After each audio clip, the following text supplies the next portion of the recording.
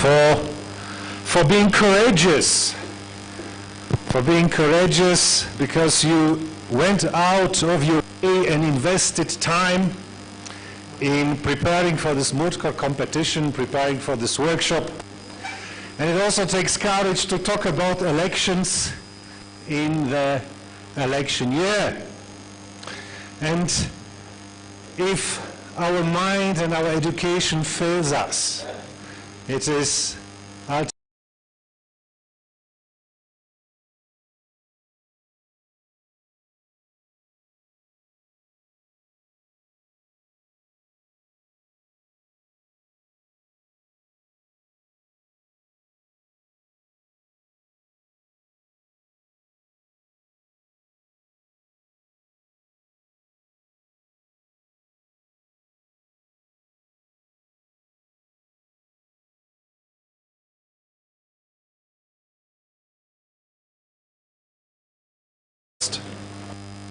will be followed by the anthem of the East African.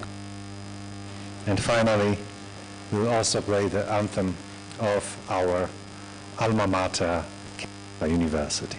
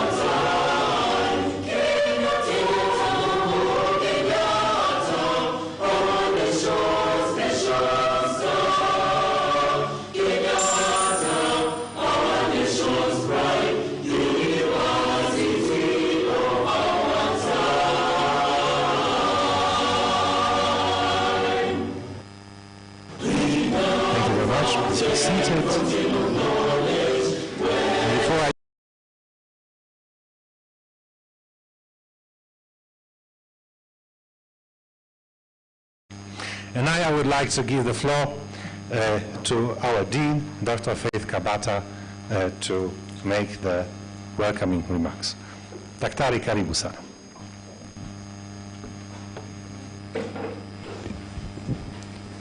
Good morning, ladies and gentlemen. Good morning. On behalf of my colleagues and the staff and faculty of Kenyatta University School of Law, I'm honored this morning to welcome each of you to Kenyatta University Parklands campus, our venue for the All Kenyan Moot Court Competition, the 10th edition. And we are excited to note that we are convening here since the 7th edition that was held in March 2019, because the 8th and the 9th edition were held virtually. So we are pleased to see you again, and we thank you for making time. I want to extend a special welcome to our guest of honor, Ms. Line Aban, a representative of the EU delegation in Kenya, to the Republic of Kenya. She will be making her remarks later. Welcome. I also want to extend a special welcome to our Vice Chancellor, Professor Paul K. Wainaina. Welcome. And also a warm welcome to our partners. Majority of them are with us today, and they will also be speaking to us, and we thank them for their partnership and support, without which we wouldn't have been able to put this event together. And lastly, and not least, I want to shout a big welcome to the law students that are here today. We have 13 law schools represented. We have the University of Nairobi, we have Moi University, we have JKUAT, we have Strathmore, we have Riara, we have Kabarak, we have Kisii, we have Embu, we have Egerton, we have, yes, and we have the hosts, Kenyatta University, affectionately referred to as the Kusolites. Welcome. And without much ado, let me welcome all of you to the school. Please feel comfortable, and we do hope that in this 10th edition, which is themed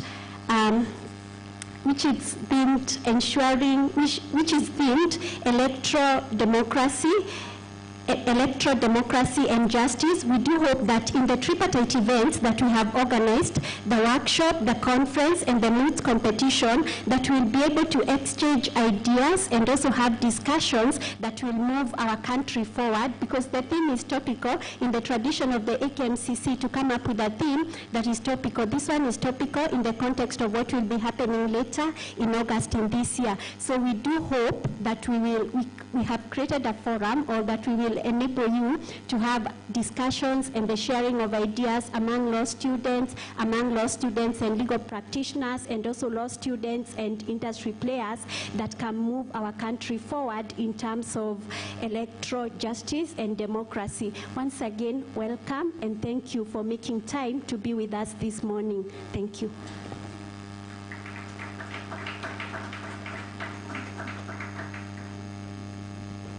Thank you very much, Daktari. Now, let me welcome the president of the organizing committee, Mr. Asenga.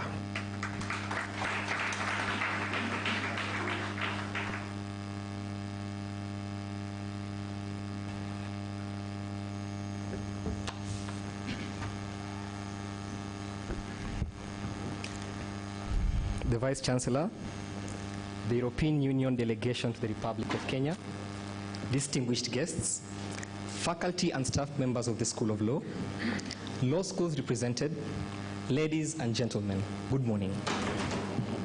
On behalf of the Student Steering Committee of the 10th edition of the All Kenyan Moot Court Competition, it is a great honor and pleasure to welcome you to this 10th edition.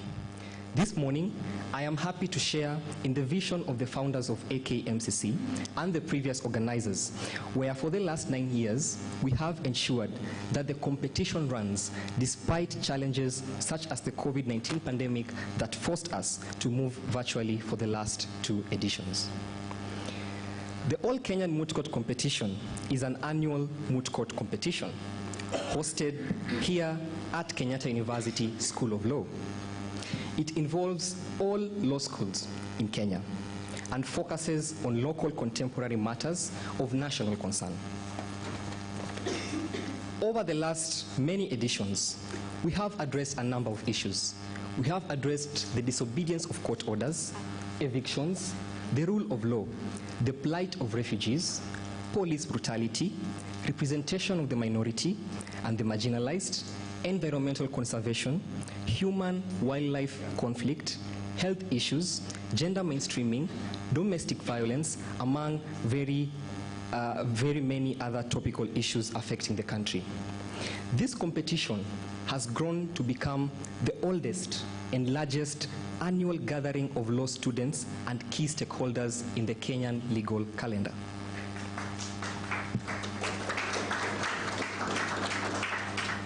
And unlike many other moots, AKMCC has created an engagement forum and a value edition competition. The 3rd edition, for example, in 2015, with the support of our very invaluable partner, Kenya Law, we were able to include a research paper presentation segment.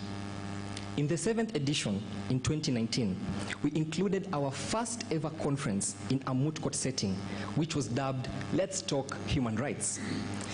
And in this 10th anniversary, we have incorporated a workshop which has the aim of creating sensitization and dialogue around the youth with regards to matters of election.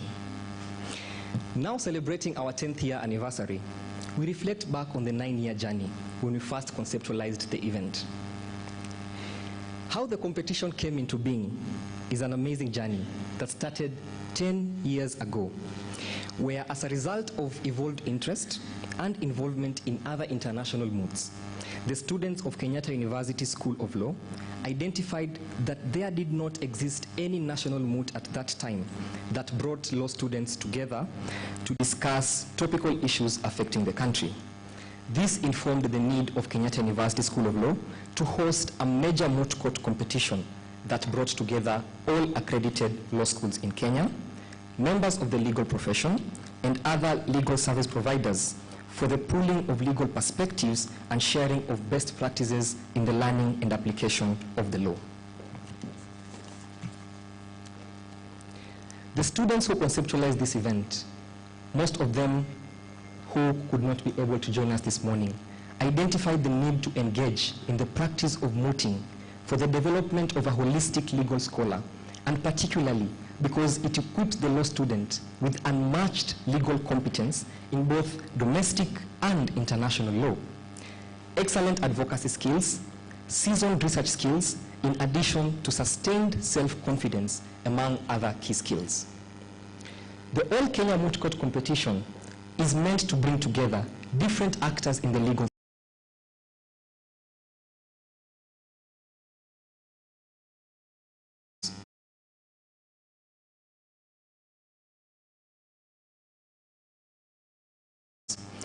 We have offered internships, mentorship opportunities for the outstanding performers of the competition, myself being a beneficiary.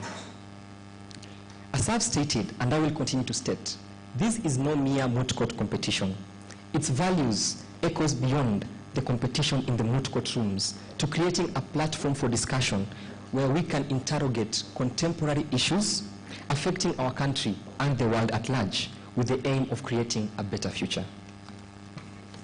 We remain committed to ensure that the eminence and stature of the competition is maintained.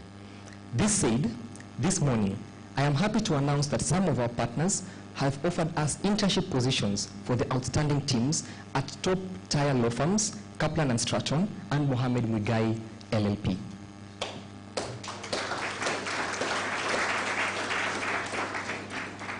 The theme for the 10th anniversary reflects on our electoral system in light of the approaching general elections. This theme borrows heavily from the reality that Kenya is yet to achieve the democratic reality of elections unmarred by irregularities and gross violations of human rights. And by centering discussion around these areas, we aim to sensitize the youth in the society to formulate key solutions and address human rights violations that occur during the election period. Now, this competition will entail a workshop, which will follow after this opening ceremony, which is instrumental in spreading a message of peace and respect for human rights. Second, we will be having a conference tomorrow, which shall be a platform for engagement of topics revolving around the theme by different panelists. And lastly, we will be having the moot court competition and the research competition, which will occur concurrently. Herein, participants will argue a hypothetical case before a bench of advocates comprised of various experts in the law and will present their research papers. Lastly, we, as the All Kenya Moot Court Competition Steering Committee, take pride that AKMCC is the oldest moot and the biggest human rights moot court competition in Kenya. Generations upon generations of lawyers and advocates have gone through this moot court competition and have professed of its impact. Today, we celebrate this milestone with the same hope, in the same aspiration, that this competition will propel a better future for Kenya and impact the next generation of lawyers. Thank you very much. Thank you very much, Mr. President. You deserved a huge applause. And now I would like to Mrs. Anne Gitonga to make her remarks. Mrs. Anne Gitonga is representing the International Justice Mission in Kenya. Karibu sana.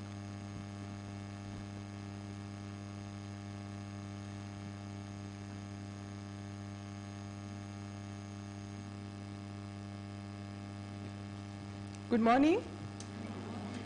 My name is Anne Gitonga.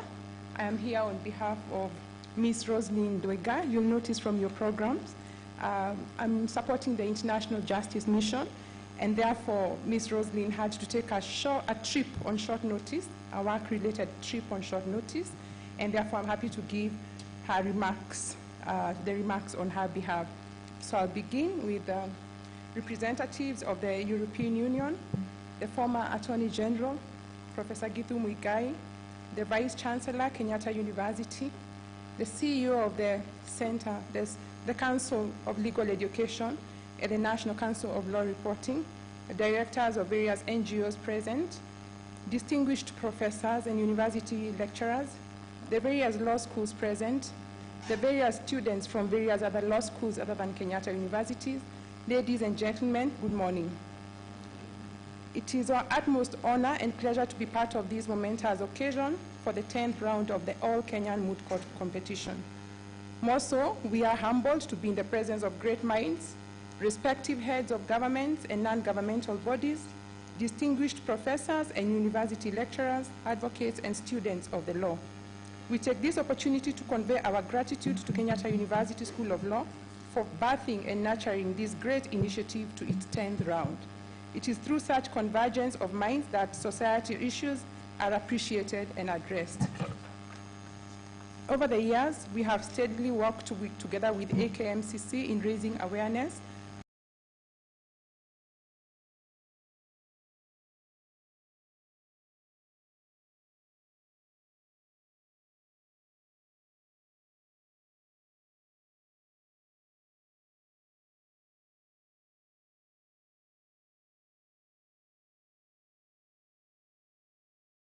human rights violations. At IJM, this raises concern, and as we have lost countless lives during the elections on account of inexcusable acts of violence by law enforcement agencies who should indeed be protecting citizens. As we are aware, the scars of 1992, 2007, and 2017 elections should not be forgotten. According to the Missing Voices Coalition, 167 people were killed or they disappeared through acts of the police in the year 2020. The coalition actually reports that the number grew from 219 in 2021. In this year alone, so far, we have cases reported of about 28 people who have been killed or disappeared through acts of the police. The numbers continue to rise and they are chilling. And this shows the dire need for reforms in our justice system, in our electoral democracy, and even in the criminal justice system. We are therefore persuaded that the journey of electoral reforms must start here at the law schools and with other law schools. We therefore are very proud to be in this occasion, as this is the starting point of electoral reforms.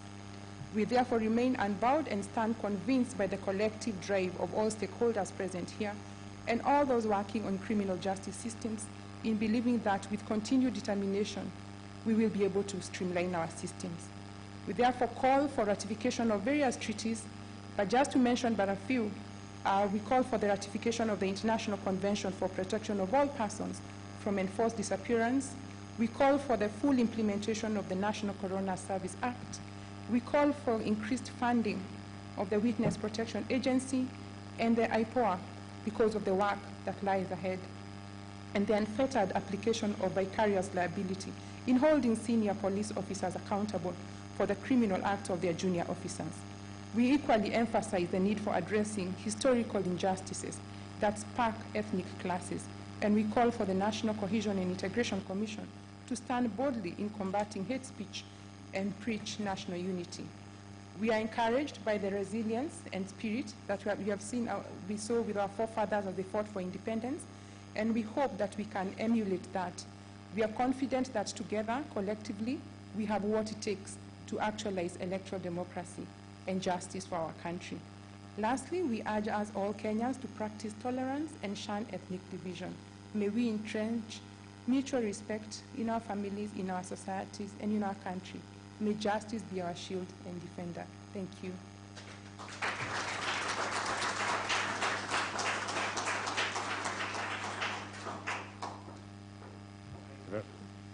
Thank you very much.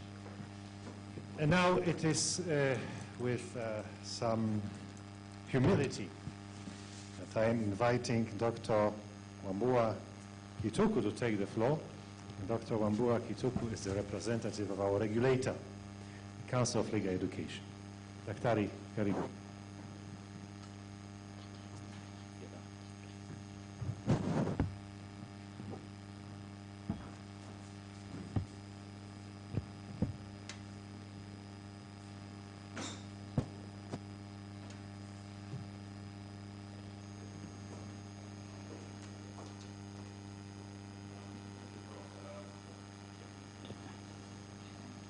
Is this on? Oh, okay. The Vice Chancellor, Kenyatta University, Professor Wainaina, the former Attorney General, and my boss, Professor Gitu, the representatives of the EU and other agencies that have sponsored this event, teaching staff, faculty of law, students, good morning. Gives me a lot of pleasure to speak to you this morning, and I'm happy to be back here. I started my teaching career in the university right here at this faculty way back in 2011, and I'm happy to see that this faculty has really grown. I would like to congratulate the organizers of this competition for your 10th anniversary, and this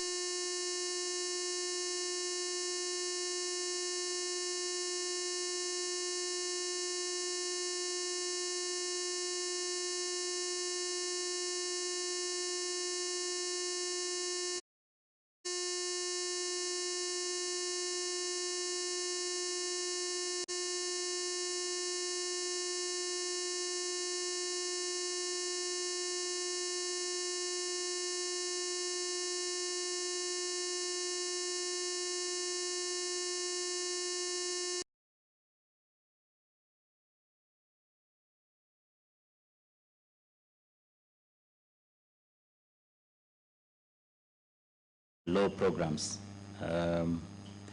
But we also have another mandate to regulate and to administer the advocates training program examination, which is offered by the Kenya School of Law. So our presence here speaks to our first mandate. We are here to promote legal education, which is one of the objectives of our statute, the Legal Education Act. And we are in the process of reviewing the curriculum at the Kenya School of Law. And the purpose of that review is to ensure that we produce advocates who are ready to take on the challenges of the 21st century. But then through our regulatory work, we've come to appreciate the importance of ensuring the highest standards possible at the university level. And we are happy to see that the Kenyatta University has sustained a specific focus on clinical legal education.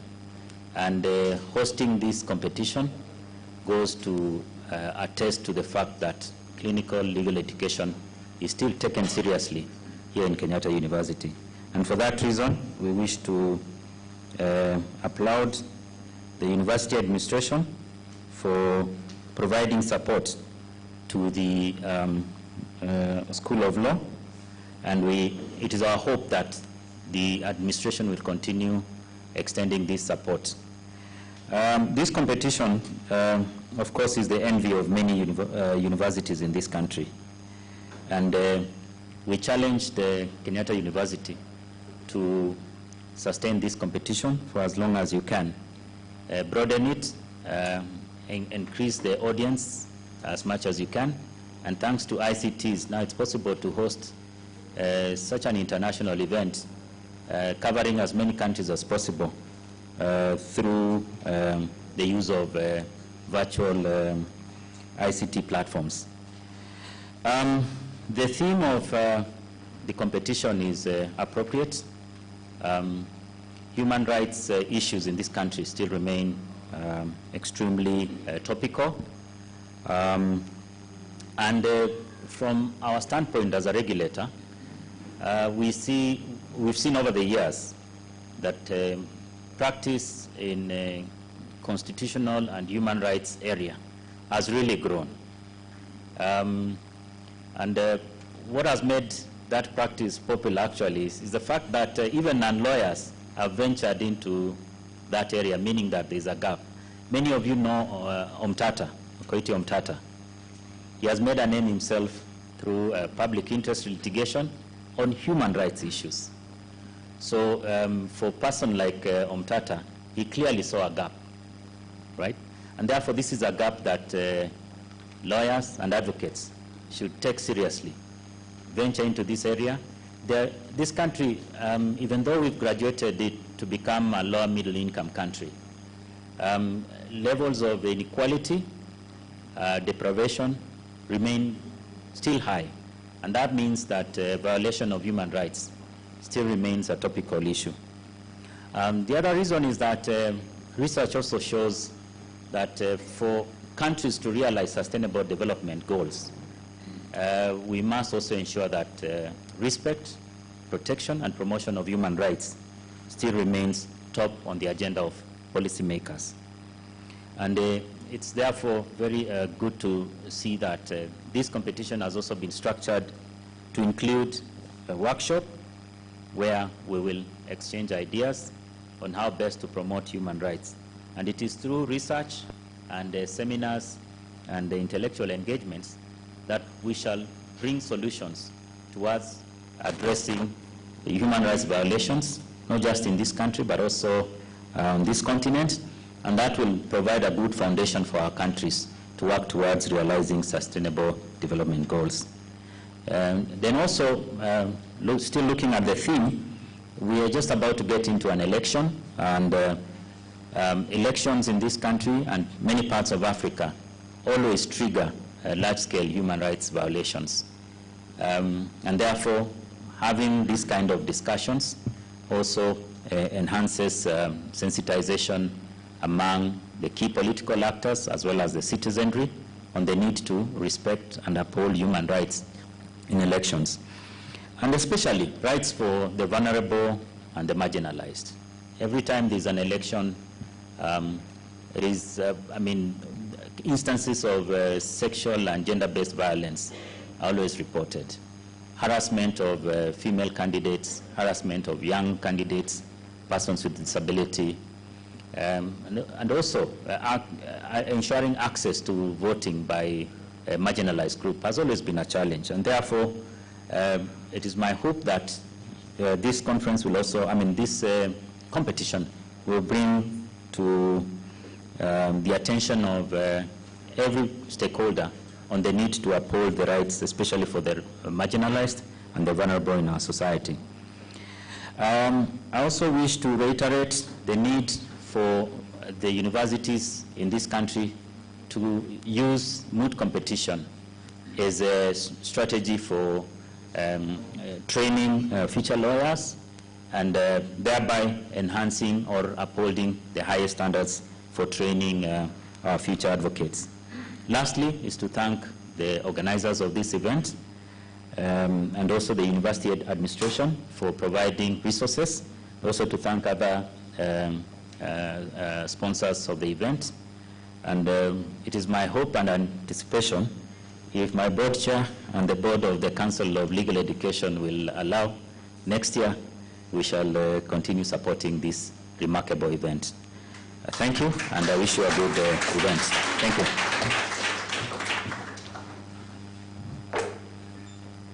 Thank you very much, Daktari, for your kind words.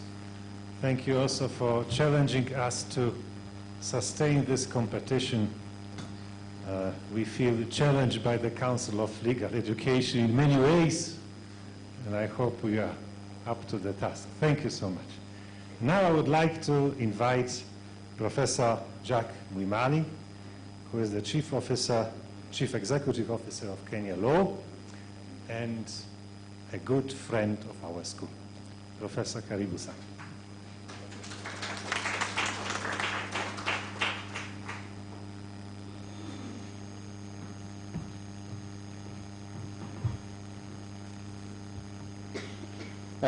Distinguished invited guests, colleagues, students of KU, all protocol observed, ladies and gentlemen, good morning.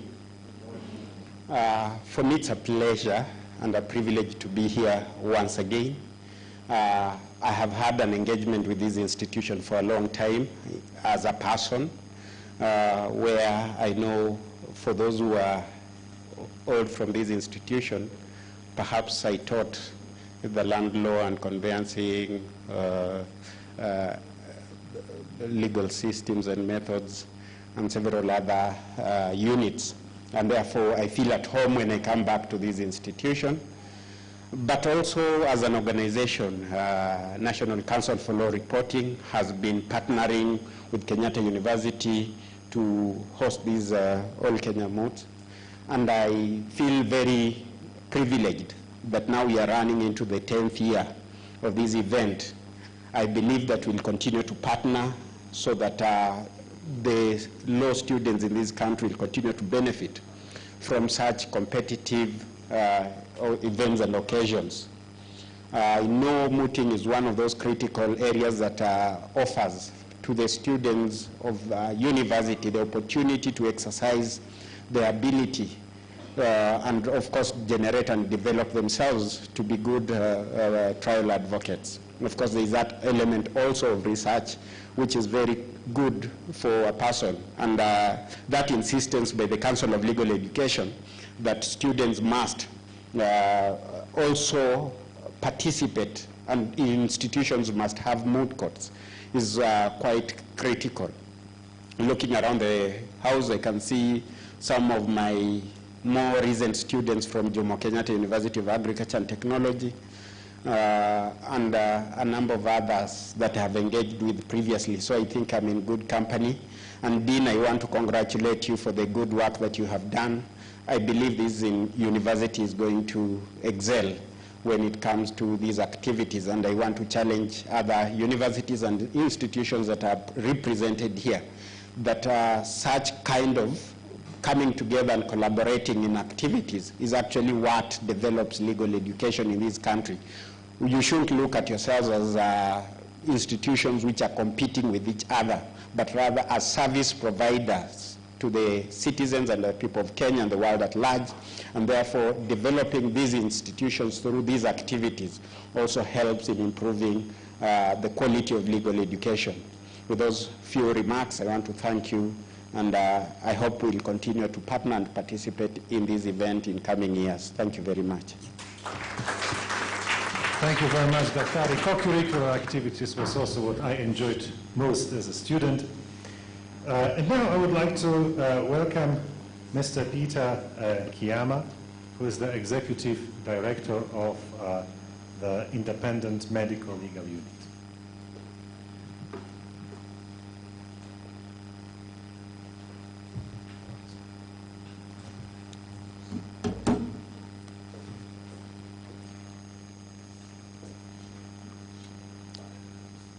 All guests present, our host, the Dean of the School of Law, and the steering committee of the 10th Kenyan Moot Court competition, habari zenu. I stand here as a senior paralegal, aspiring one day to also assume that position of an advocate of the High Court. So I'm attending this particular event out of very deep self-interest to achieve my aspirations. So steering committee, make sure that you provide the right content for me to ascend to that other level. I really appreciate this leadership by our youth. We keep on saying that the youth are 70+% of this population. And that's why we no longer say that the youth are the leaders of tomorrow. They're actually the leaders of now. Because if they don't participate, then 70% is not providing leadership, which is needed now, not tomorrow. The theme, as mentioned by other speakers before me, electoral justice, democracy, ensuring electoral credibility and adherence to the rule of law, is very, very critical. I appreciate this event because it also comes at a point where Kenya has just signed to the African Charter on Democracy, Elections and Governance, which I think is commendable. As a country, I think we keep on setting the pace for the region in some very important aspects. And this one coming about 3 weeks ago was a proud moment for me because we've been asking for this to happen. So it's a good coincidence that we discuss this topic when we have already signed that particular document and identify with it as we go to the elections. This for me is also a very befitting moment to honor our constitution, the Constitution of Kenya 2010. Because the more we discuss this constitution, the more we debate, I think the better it becomes in terms of promoting the culture of constitutionalism. The more quiet or silent we remain about it, the more it will be forgotten. And the more we continue blaming the Constitution for all our problems, yet we are not debating it, we are not discussing it, we are not endeavoring to understand it. So this is a critical event in the promotion of our Constitution and the values therein. I think we also gather here today in the name of the sovereign, which is the people of Kenya, and also the sovereignty of our Constitution, which is critical. Because unless we promote that principle, that the citizen is the sovereign, then we also start putting the citizen at the back burner, and that's not useful in a young democracy like ours. When I look around this room, and as I was sitting there, it reminded me about the kitchen. Our typical kitchens, in the African setting, where we boil a lot of things. We do a lot of boiling, yeah? I can already imagine what you're seeing boiling in your, in your pot. And one of the things that we boil a lot is sweet potatoes. It's become very popular in Nairobi now, and it's become very expensive, eh? Yet we used to ignore it. When you're boiling potatoes, you find that you have this heap of potatoes in the boiling pot. And the only connection between the potato at the bottom and the one at the top is the water and the steam. Yeah? So the steam and the water surrounds all the potatoes. And when the person in the kitchen wants to check whether the potatoes are okay for eating, they don't go to the bottom to check. They actually just pinch the one at the top. And if it's cooked, everything is cooked. I would like the students here to visualize that. And imagine all the people around you here. Imagine all these people here, senior lawyers and others here, are that water and that steam, that it is the spirit we bring around you to support you, to qualify, and to be good advocates, to be good lawyers, wherever you go. So we are here in that spirit to ensure kwamba mmeiva. Well, and remember, if you don't take care of this, what happens is that the potatoes, some never get cooked. And if you don't cook them, if they don't get cooked in the first boiling, there's a name we give them, in your vernacular. Zita hazijaiva. Sindio? You know what we say about it. So we are here to ensure that we spread that spirit around you so that you can become good advocates and lawyers in this country. Having said that, elections in this country, we as a country has embraced a period of 5 years. Every 5 years, we go to the elections.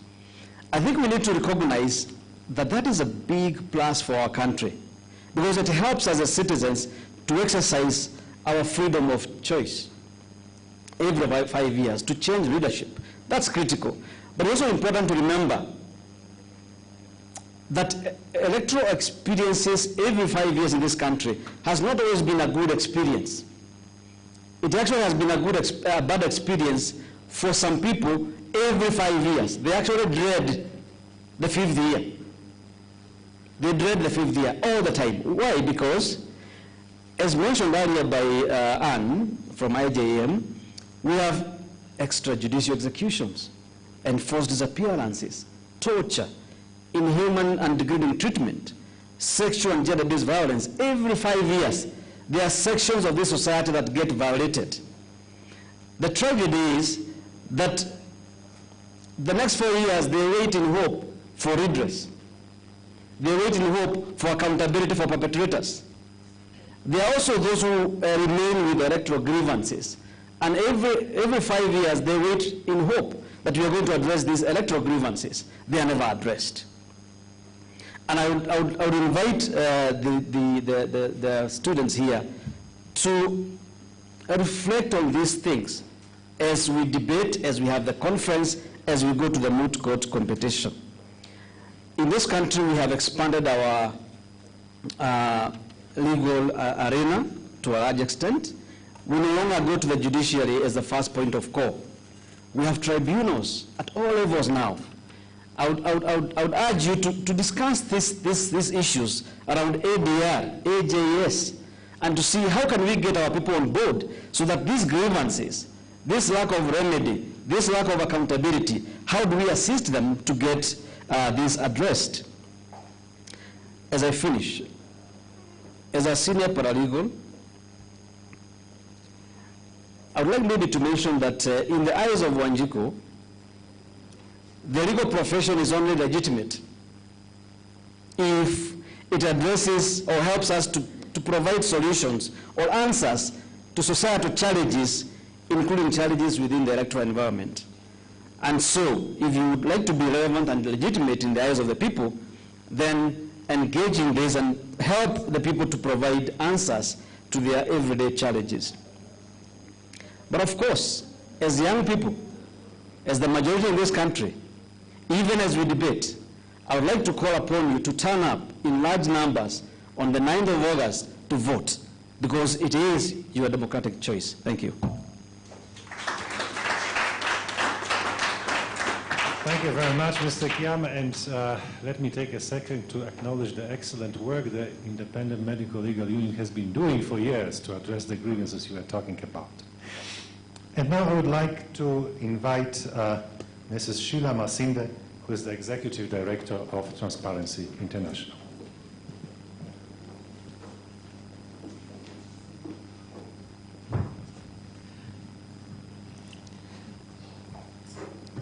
Good morning. The former Attorney General, the Vice Chancellor, Professor Paul Wanaina, and staff of KU, representatives of various government agencies and development partners and other non-governmental organizations, students of Kenyatta University and other universities, and all protocols observed. Thank you very much for inviting us here as Transparency International Kenya, where we feel very honored to be invited, I think for the 10th time, to partner with you and to be part of this moot court competition. It also gives me a great pleasure to be here because I'm a proud alumni of Kenyatta University, having joined the institution almost 20 years ago. And actually, as you were singing the university anthem, Renowned Fountain of Knowledge, I felt very proud. I think I was one of the few people who could sing it out, because I remember it very well. I sang in the KU choir 20 years ago, and as part of the KU choir then, we were tasked with popularizing the anthem, and so those words are very much in me. And as the last line of the anthem's chorus says, university of our times. I'm so proud that Kenyatta University continues to remain the university of its time, even 20 years on after we were singing and coming up with that anthem. So I'm very proud to be here today. And also proud because when the annual Kenyan Moot competition was first conceptualized 10 years ago, the request to partner with TIA Kenya landed on my desk. I was then a young program officer, and I'm excited that this continues to remain alive. When I came back to TI a few years later, again, one of my first assignments was to look for money to support this particular moot court competition. So I'm happy that we continue to be your partners. I'm happy that this initiative continues to grow in strength and even numbers, looking at the number of people we are here today. I remember one of the times we came here on a Saturday, there were very few people, but the spirit was really strong among the students to keep this moot court competition alive. So we're very proud to continue to partner with you. We have partnered previously in terms of not just material support, but also technical support. We have provided judges. We have helped frame the moot question. We have helped come up with the event format as well and advised on that, and that's the same thing that we have done this year, and we hope that we can continue to work together in these critical areas. And we have a lot of KU alumni, especially the lawyers. You know, the work that TIA Kenya does is largely on legislative advocacy, public interest litigation, and so a lot of people who end up working with us are lawyers, and many of them have come from this university, and I'm very proud of that. And I must say that I always say I have no conflict of interest. This is my university. Of course, sometimes I'm obliged, and I may swing one way or the other, but I really have no apologies to make sometimes when I seem to favor Kenyatta University. But really, when you look at the quality of graduates, particularly even in the area of law, there's really no question around where some of the best legal minds are coming from, and we continue to encourage you to continue to grow in that area. For this particular topic or question for this year, we are really interested because for us as Transparency International Kenya, we are working a lot on issues around elections, particularly looking at the implementation of Chapter 6 of the Constitution on leadership and integrity. And our primary focus for these elections, as has been in the last two, is promoting enforcement of constitutional ethical values in vetting and clearing of candidates for electoral office. We believe that a proper, objective, and stringent application of Chapter 6 values in the Constitution will automatically lock out persons with unresolved issues of character, people with pending corruption cases. There's been a lot of questions.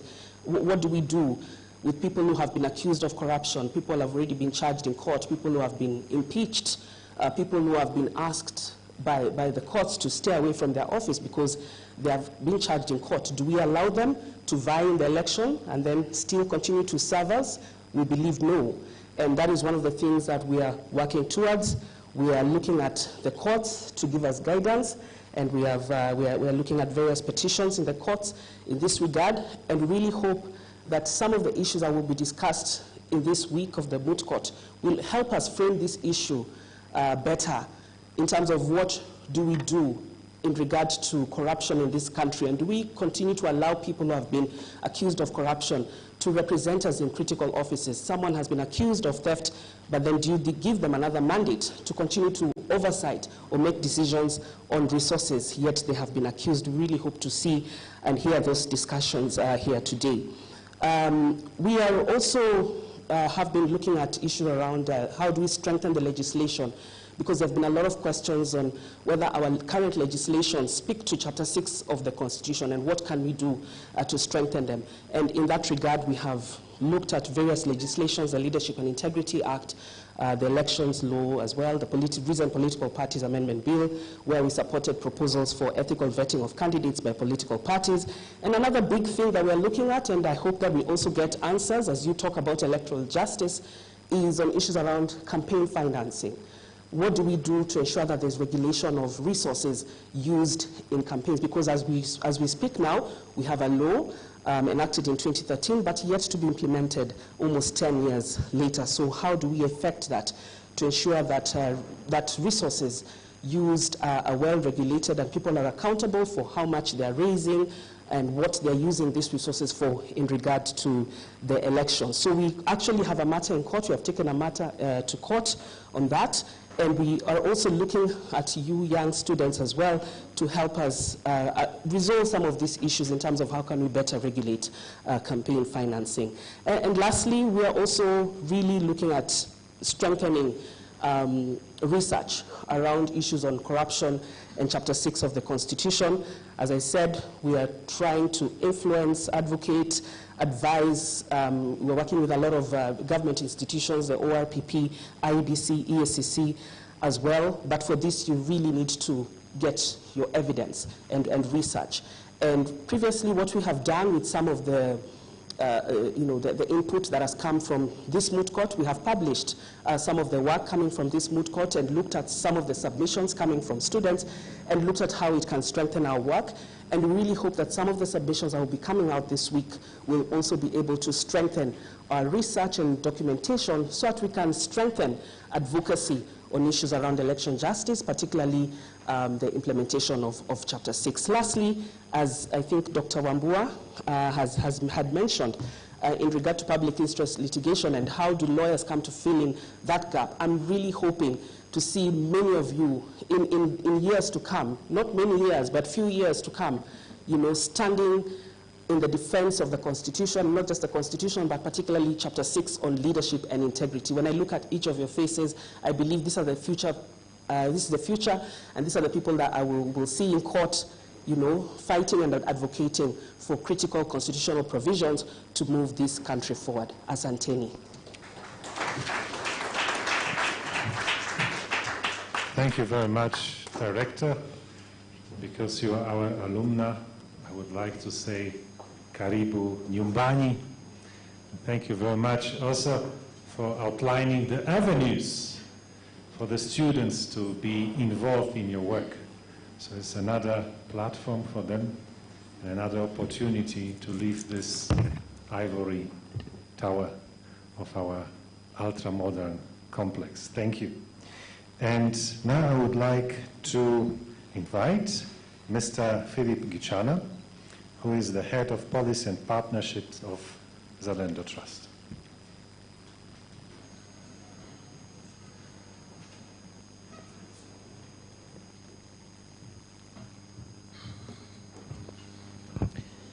The former Attorney General, representative of the EU to Kenya, Vice Chancellor Kenyatta University, other directors present of various CSOs, ladies and gentlemen, good morning. Today we are really humbled as Mzalendo Trust to be invited to partner in this event. It is our first time to partner in this event, but we're looking forward to partnering in future and strengthening the partnership. As a parliamentary watch, as an institution, we wish to commend the organizers of this event because they have picked very timely themes. We are almost 5 months into an elections, and what comes into our mind as an organization and other civil societies, the question we ask ourselves is that are we going to have a better event than we had in 2017? Have we made progress in terms of the areas we identified as gaps and challenges? We participated in a validation forums in the IBC when it developed its post-evaluation 2017 report. So what progress have we made now going forward? And looking at the themes, there are quite a number of issues that are coming out as we head into this election. And we've had all the protagonists and antagonists talking about, again, election fraud into the 2022 elections. And we wonder, have we made the right or the proper legislative frameworks to ensure that this does not happen, considering the events we had in the last election? As we speak, we already have a very contentious legislation that is being debated. It has already undergone the first reading at the National Assembly, whereby IBC is proposing to amend the various clauses of the Elections Act. And the question then is are we progressing, are we making the requisite legal reforms to ensure that we have a credible election in 2022, in a few months from now? And some interesting as our work on monitoring the legislations that are coming from Parliament is also that now we know that a coalition of parties is actually a coalition party in itself. And some of the questions we tend to ask and want to ask ourselves is, where does that leave the space of the youth and women in participation into these elections? Are we promoting the participation of youth and women, or are we even curtailing further the participation of youth and women in the formation of coalitions and even institutionalizing of these coalitions? So it is a timely event and competition. And some of these issues are that we wish that they would be canvassed properly, even as we prepare. I look forward to participating in this event, and also Mzalendo Trust continuing this kind of partnership. With that few remarks, I wish you a fantastic event. Asanteni sana. Thank you very much for your commitment to the partnerships. We are very grateful. And I would like to invite now our another partner, representative of another partner, an important partner, Mr. Chris Mudhuri, who is the Deputy Director of Nairobi office of the Raoul Wallenberg Institute. Karibu sana.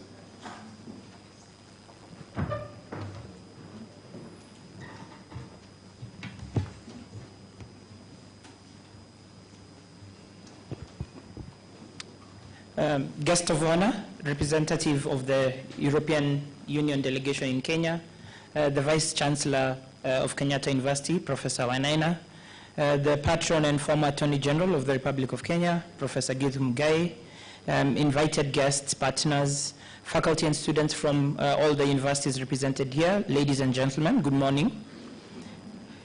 We are incredibly happy as the Raoul Wallenberg Institute to have this opportunity to partner with the organizers of this important event, the Kenyatta University School of Law. This is our first time partnering with the university in the all Kenyan Moot Court competition. Although our partnership with this School of Law at Kenyatta University dates back several years. The Kenyatta University is a member of our Regional Africa Academic Network that consists of various academic institutions from across Africa. So we are not new to Kenyatta University, but this partnership has continued to develop in terms of the capacities to develop more, and we've had remarkable events from our cooperation. Recently also achieved a victory at the 30th edition of the African Human Rights Moot Court competition in September 2021 that was hosted by Stellenbosch University in South Africa. That's also another member of our academic network. And students from Kenyatta University, I think some that I've seen here, emerged as winners. So congratulations again for that well-deserved award, and thank you for making us proud.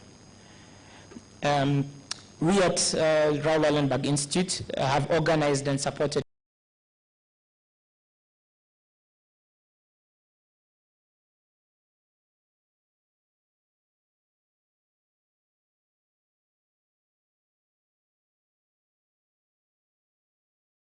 for human rights change in their home countries and abroad. By focusing on the perfection of oral as well as written skills, participants are more likely to be successful not only cases before the home court, but in front of international tribunals and other organs. Such competitions have opened the doorway for more human rights classes in law schools, more clinical training programs, more NGOs dedicated to human rights law, and overall more lawyers dedicated to participating in an expanded notion of a human rights community. We've researched and published on this area and demonstrated across everywhere where we've organized this.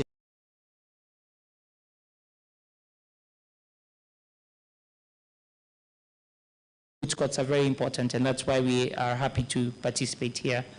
In fact, many of us, my colleagues, and a lot of us working in the organization gained our first interest in working on human rights from taking part in similar moot court competitions. A bit about the Raoul Wallenberg Institute, for those who might not be familiar. So we are named after a Swedish diplomat, Raoul Wallenberg, to honor his humanitarian commitment during World War II.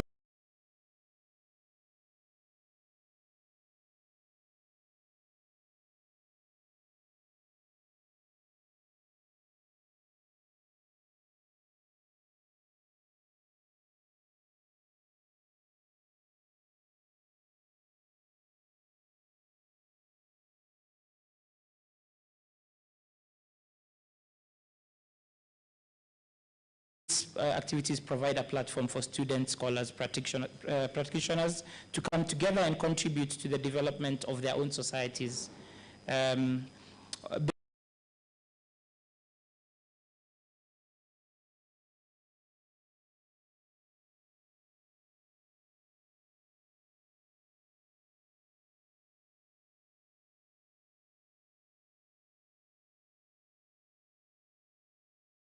The 3 years we work. We're happy to see this annual event that was initiated by the students of the Kenyatta University School of Law, sustained for the last 9 years, because it offers a platform for students to engage in practice of mooting and development of a holistic legal discourse. And we hope that the hypothetical cases has been mentioned. The memoranda and winning memorials from this competition are included as a resource that can be used by other scholars, NGOs, organizations, governments, practitioners, students, to promote further human rights legal education. This year's theme is of particular importance, not only to the work that we do in the country, but regionally in Africa, where we look to contribute to a demonstrable improvement in access to justice and implementation of human rights commitments. And our work is framed on the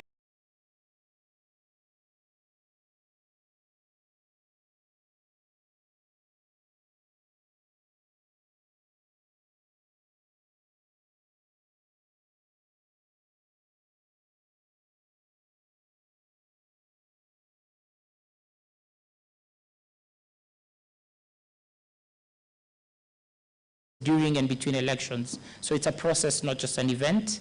In democratic societies, vibrant civil societies, independent media, and sound public administration and independent judiciaries are critical in managing underlying tensions and grievances that elections bring to the surface. Election processes in Kenya, just like many other countries, have often been characterized by massive human rights violations and restrictions on fundamental freedoms. National early warning mechanisms that are integrated into election cycles, well-trained and competent security forces that respect public, civil, and political rights, and credible and timely complaints processes are just but some of the things we must put in place as a country to minimize the human rights violation and strengthen a culture of democracy. While Kenya has made some notable steps in reforming its democratic institutions, much more still needs to be done.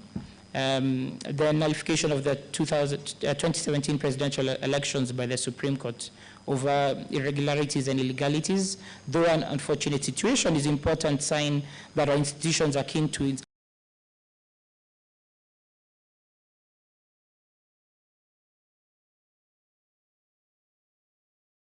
and fundamental freedoms by extension.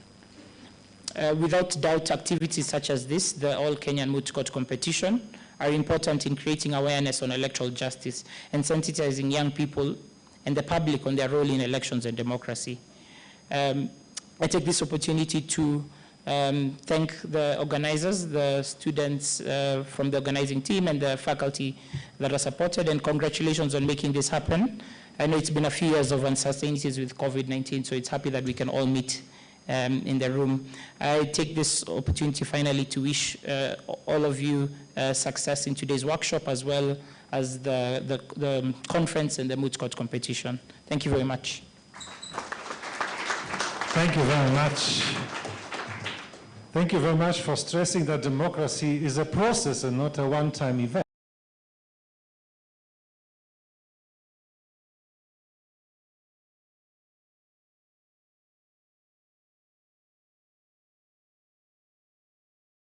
We are building democracy while debating, and we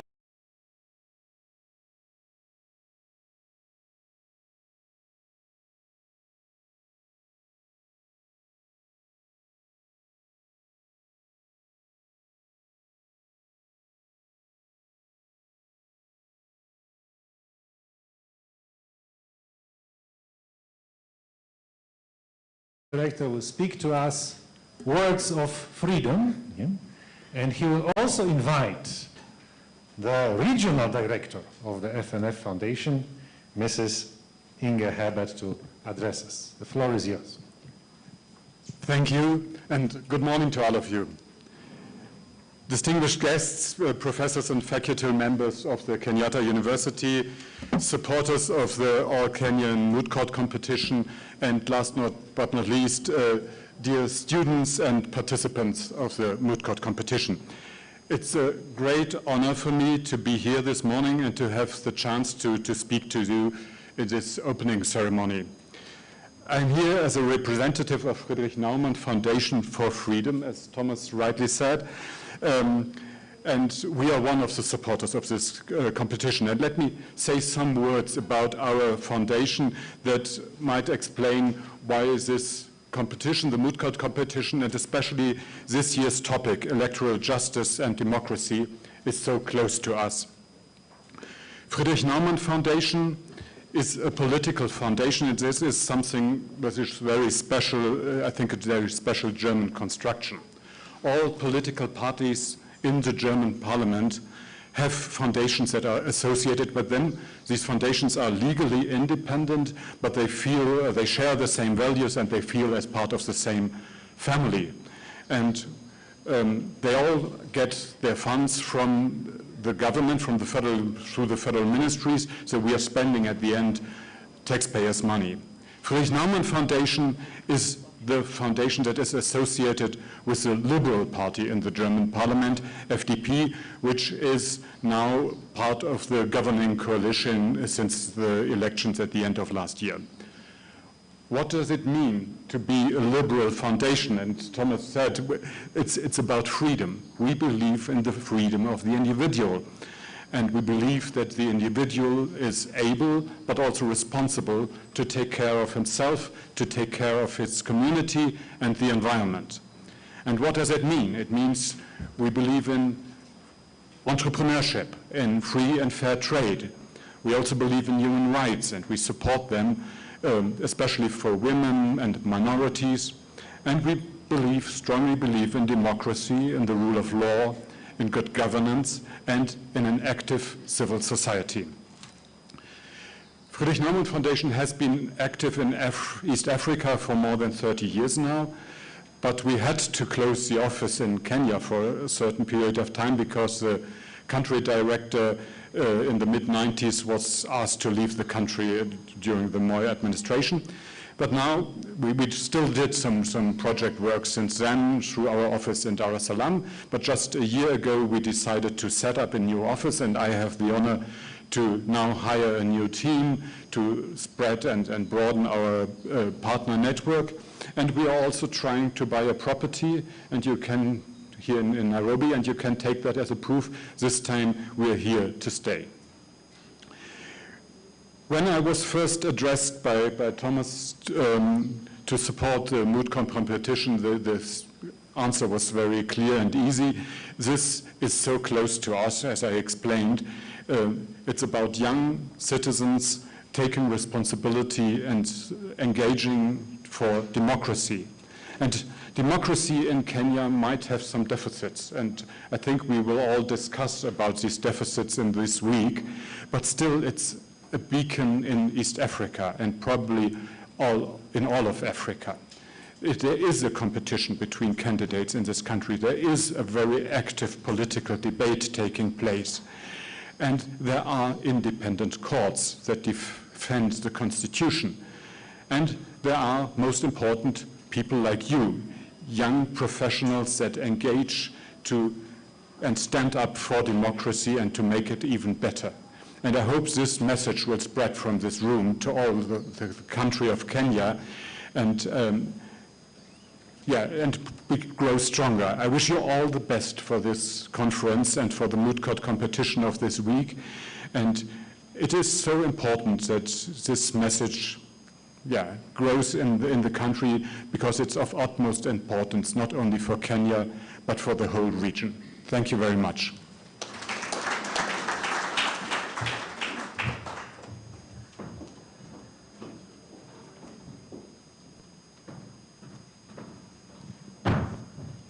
The regional director.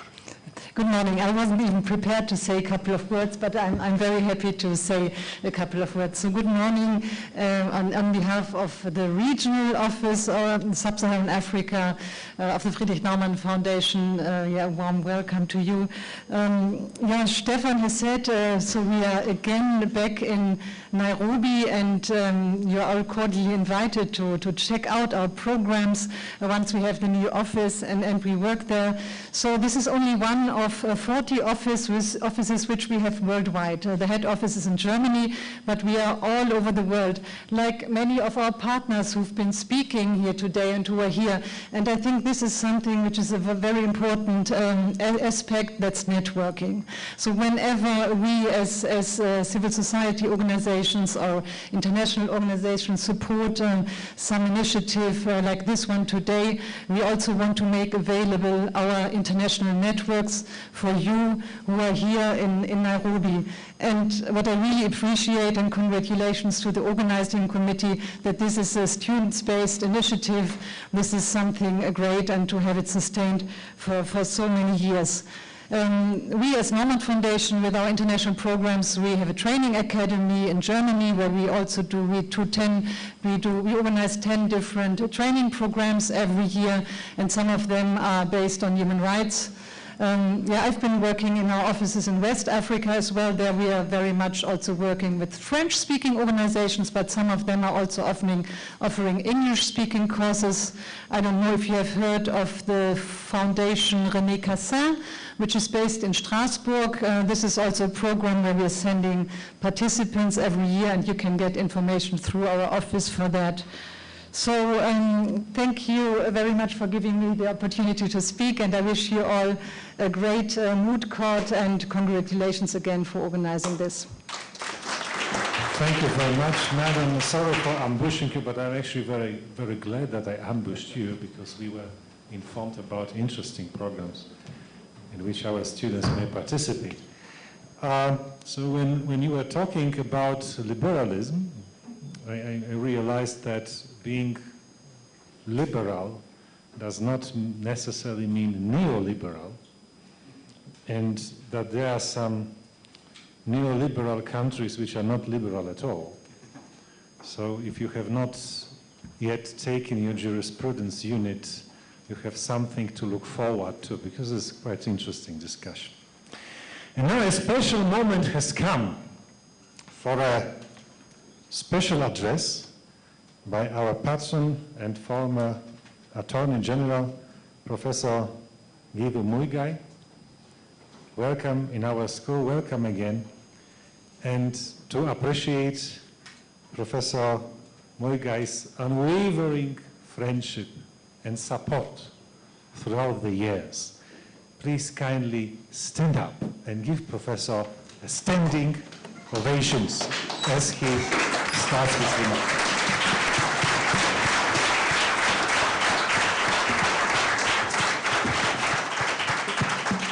Thank you. Thank you, thank you, thank you, thank you very much.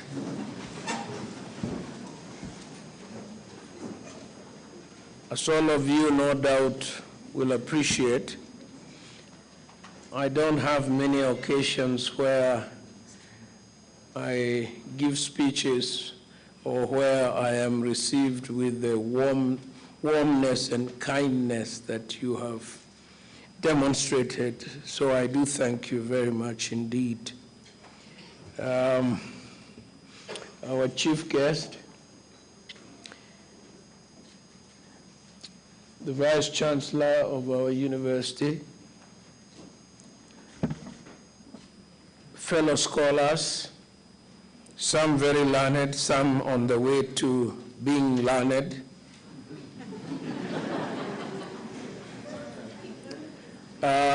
I want to say how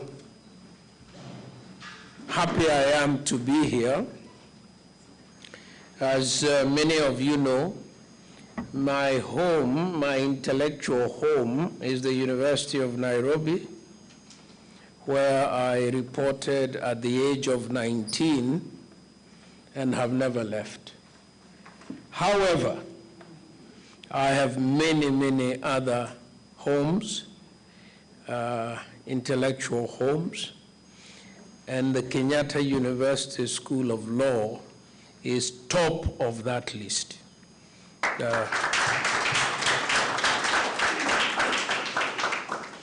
And the dean and faculty are aware that I have, on various occasions when I have been asked to come here and speak or assist in any way, I have never hesitated. I believe this to be a wonderful, wonderful school doing a great job. I want to congratulate the dean and the faculty for the work you continue to do. As my colleague and CEO of the Council of Legal Education, I am the chairman. We see many reports from many law schools, and we receive many complaints about what students call mass failure. And we have been able to arrive at a conclusion that how students perform at the School of Law and the Council of Legal Education exams depends on how they were taught at the university. And I'm very happy to say that Kenyatta University has done a very, very good job.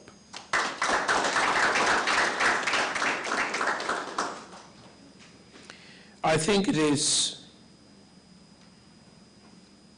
important to recognize the importance of moot courts, and I think this has been spoken to by previous speakers, because moot courts combine both the ability to prepare written memorials and to articulate those memorials by way of legal argument.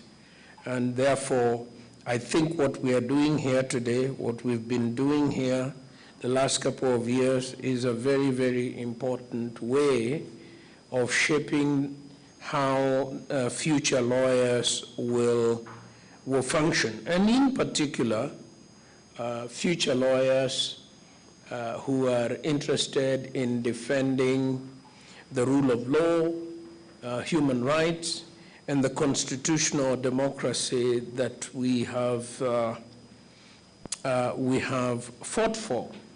It is an imperfect democracy. It's been one of the great privileges of my life to be involved in that whole struggle from the beginning to where we are today. We are proud of some of the achievements that we made. Some of you in this room are my very severe critics in the work that I did in Sharia House for 7 years, and said he could have done more, he was indolent, he kowtowed to the executive, he didn't do this, and so on. And I accept that, and I will take it to my grave when the hour comes.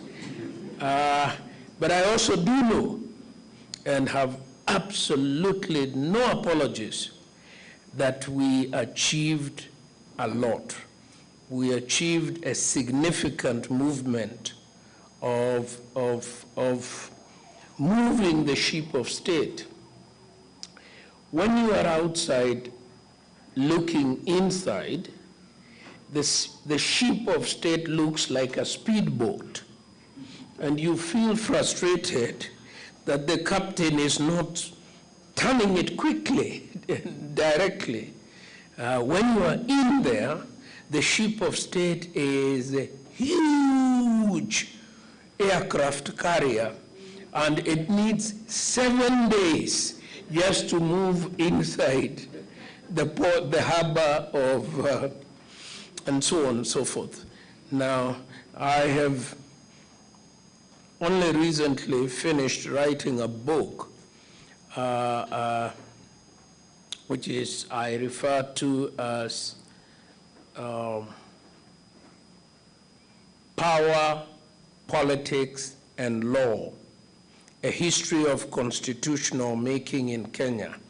It's a real labor of love, because I have spent more than a dozen years writing about our problem, trying to explain to myself and hopefully to you why the challenges we face continue to remain the same, and yet to convince myself that we are making progress. It will be out in a couple of months, and you will be able to read that and to critique it as well. I think it's important that in this period we're focusing on democracy and electoral laws. And again, the point has been made very, very articulately that it is not the election that creates democracy, but the election is important in the democratic process. Over the last several years that I have had the privilege to talk to the judiciary, for example, I have tried to persuade the judiciary that we need a jurisprudence around electoral laws that is useful, that is functional.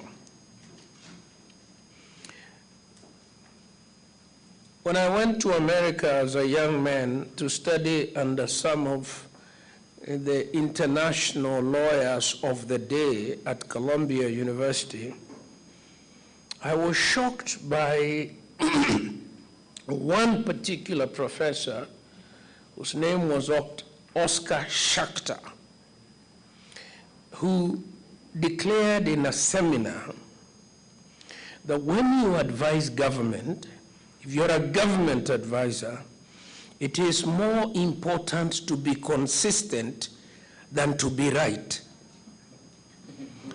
I thought that that was very a ridiculous proposition. I thought that a lawyer needed to be right all the time. Time has humbled me, and I now agree with him that it is more important to be consistent than to be theoretically right. What is wrong with our electoral jurisprudence today, coming from our Supreme Court, is that it is inconsistent, it is erratic, it is populist. And I have said myself to my colleagues there, some of whom went to university with me, most of whom were taught by me, that please give us a stability. Let us know what the law is. Don't change it for every petition. Then we cannot advise anybody. A lawyer in private practice cannot advise his client. A lawyer advising the government cannot advise the government. A lower court cannot predict what the law is. The law must be stable, the law must be consistent, the law must be predictable, and the law must be publicly accepted. What do I mean by that? When we teach jurisprudence, Monsieur Professor, in jurisprudence, we talk about the integrity of the judicial order. By that we don't mean what Kenyans mean by integrity, that there isn't money changing hands and so on. The integrity of the judicial order means that even a third party reading a judgment can see how the judge arrives at that conclusion. The reasoning is solid, okay? The reasoning is solid. The deductions are solid. Now, we have a problem with a jurisprudence that is erratic. That at the end of the day, after reading what Kenyan newspapers call, it was a 7-bench decision going to 900 pages, irrelevancies. Then a sentence says, yeah, the court decided. Internally, the judgment doesn't even speak. It doesn't speak to each other. Paragraphs don't speak to each other. Judges who are said to be in the majority are actually speaking contrary to each other, and so on and so forth. So, to my mind, if I have only one message to you, the jurists of the future who will stabilize our jurisprudence, consistency is everything. And finally, let me say that our politics is poisoned by politicians who have given up the effort to reason on any issue. And therefore, their default mode is a default mode of insult and denigration. We in the legal profession must continue to try and return our country to a civic culture of open debate and dialogue, right? And especially for young lawyers, it is very important that this should be established in the law school. Open debate, open dialogue, respect for the opinion of the other person, so that we do not start with a situation where you deny the other person bona fides. The truth is, all of us love Kenya with the same intensity, and you have absolutely no right to start by suggesting that the other person who holds a contrary view is a treasoner, is a person who doesn't love his country. He loves it too. With those few remarks, I want to thank you yet again for inviting me and for the opportunity to share with you these passionate ideas that we have about how we can stabilize our country and build our democracy and create prosperity for the generations that will come. Thank you very much. Thank you very much, Professor. So we were listening not only to the words of freedom, but also to the words of love. Yeah? And thank you also for helping me to realize the privilege which we have in academia, so that we can be right, not necessarily being consistent. And we are looking very much forward to your book, to the labor of love. We have here the right framework and excellent legal minds to read it, to analyze it, and to critique it, of course, with a lot of love, fostering the culture of civic public debate. So thank you very much. And now I would like to invite again our Dean, who has the honorable task to invite our Vice Chancellor to make his speech. Yeah, thank you, Professor Thomas. And true, I have a brief but honorable task to invite the Vice Chancellor, Professor Wainaina. Please join me in welcoming Professor Wainaina.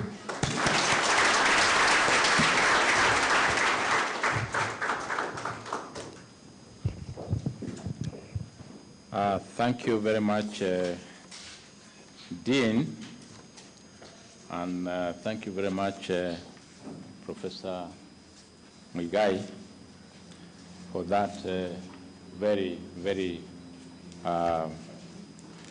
nice concept that you took from somewhere, and at your age, you are now saying you know better. Thank you. Thank you very much. Ladies and gentlemen, my name is Paul Wainaina, the Vice Chancellor, Kenyatta University, and this campus, this school, is part of the 19 schools that forms Kenyatta University, with a population of over 60,000 students. But I also want to confess it is one of the schools that is doing Kenyatta University proud.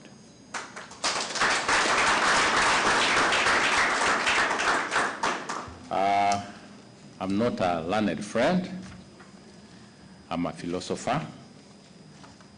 And I want to say, before I make my remarks, I would like to recognize the people who are here, the partners who are here, because we did not have time in the morning to do that, because we came in different times. First of all, I want to recognize Ms. Aban, who is the representative of the EU delegation to the Republic of Kenya. Karibu sana. We have our guru, Professor Githu Muigai, who is also a former AG of the Republic of Kenya and patron of the All Kenya Moot Court competition. We have Mr. Stephen Scott, Director, FN Foundation. Karibu. Then we have Mr. Chris Muthuri, who has just talked to us, who is the Deputy Director, Rao Wenenberg Institute, Nairobi office. Then we have Mr. Kenneth Mwige, Director General, Kenya Vision 2030, Delivery Secretariat. I don't know whether you're here. Are you here? Maybe not. Then we have Peter Kiama, who is the Executive Director, Independent Medical Legal Unit. He talked to us. Then we have Professor Muimali, Chief Editor, Kenya Law. Do we have Muimali here? Yes, karibu sana, Professor. Then we have Dr. Wambua Kituku, Chief Executive Officer, Council of Legal Education. I think, yes, he talked to us. We have Sheila Maside, Executive Director, Transparency International. Thank you very much, Sheila, for also saying very nice things about Kenyatta University Law School. We have Anne Getonga, who is representing the head of the programs, International Justice Mission Kenya. Are you there? Yes, I can see you. Then we have our faculty members.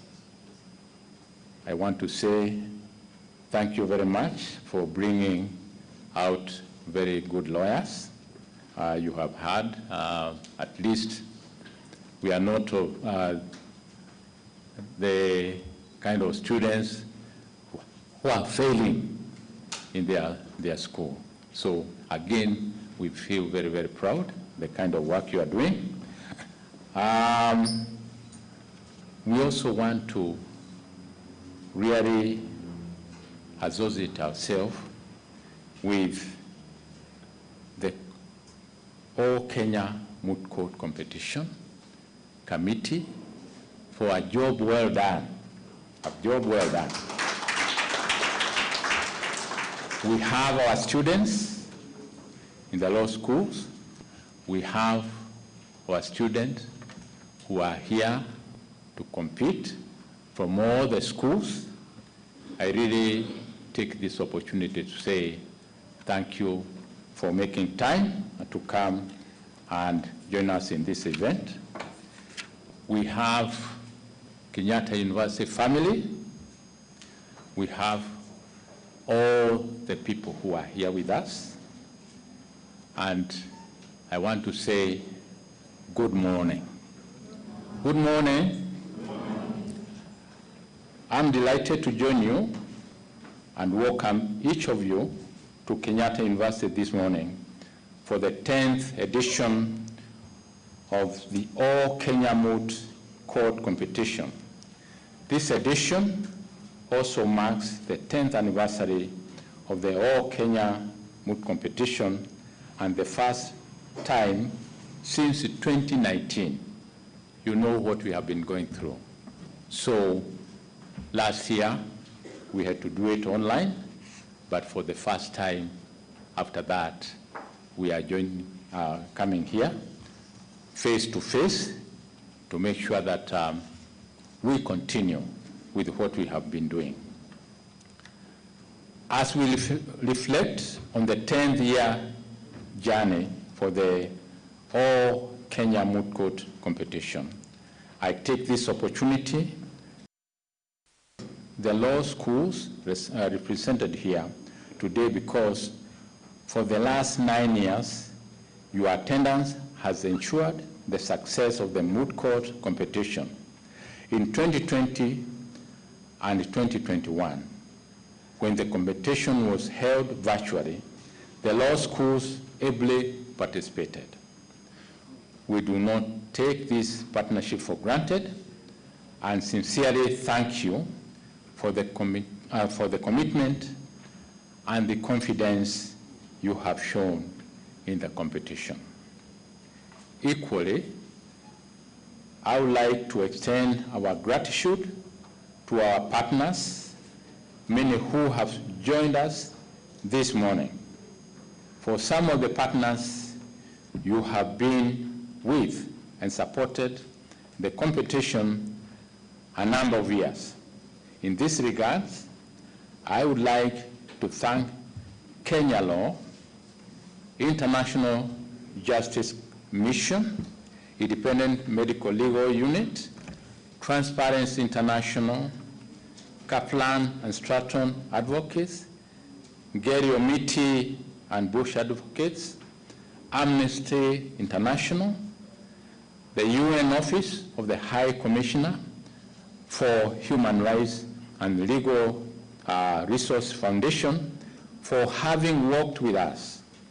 For our new partners, the Kenya Mission Vision 2030 Delivery Unit, Councils of Legal Education, Frederick Newman Foundation, Mzalendo Trust, and the Under Our Skin International Film Festival on Human Rights. We thank you for extending a hand of partnership this year and look forward to growing our collaboration in the future. On the same breath, I extend our sincere gratitude to Professor Githu Muigai for his commitment to the All Kenya Moot competition as its patron and a friend of Kenyatta University School of Law. Generations of law students who have had the privilege and occasion to meet and engage with you in the school and in this competition have greatly benefited from your wisdom and expertise. And actually, it was demonstrated here. In addition, I sincerely thank the Raoul Wallenberg Institute for their special friendship and partnership with a school that has benefited both faculty and improved the quality of legal education that we offer.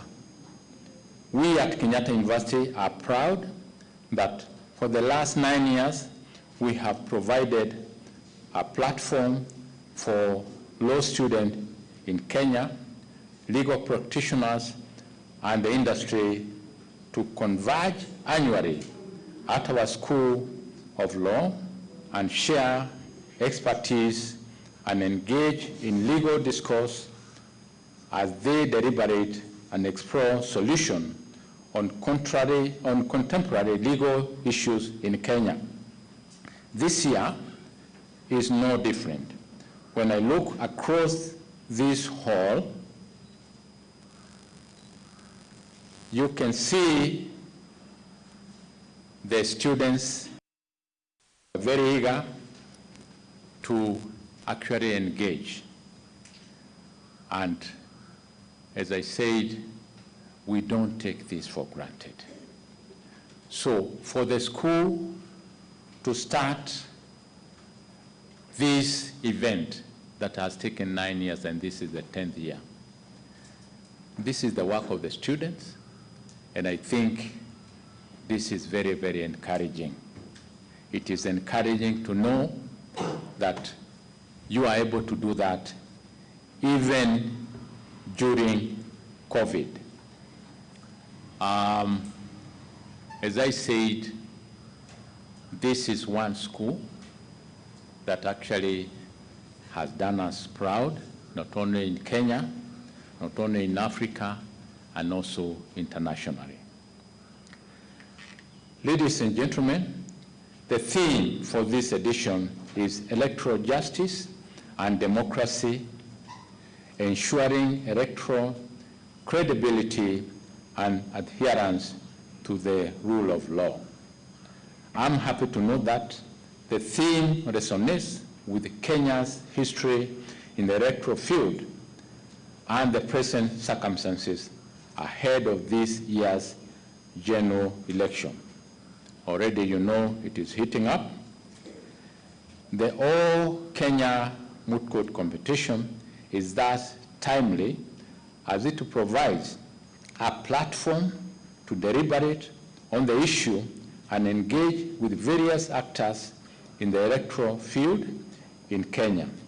The Independent Electoral and Boundary Commission, the Office of the Registrar General, the Office of the Registrar of Political Parties, civil society actors, Kenya Vision 2030 Secretariat, constitutional commissions, and the Pan-African Lawyers Union. I am confident that the deliberation will result in invaluable insights that offer pragmatic solutions towards achieving electoral justice and democracy in Kenya.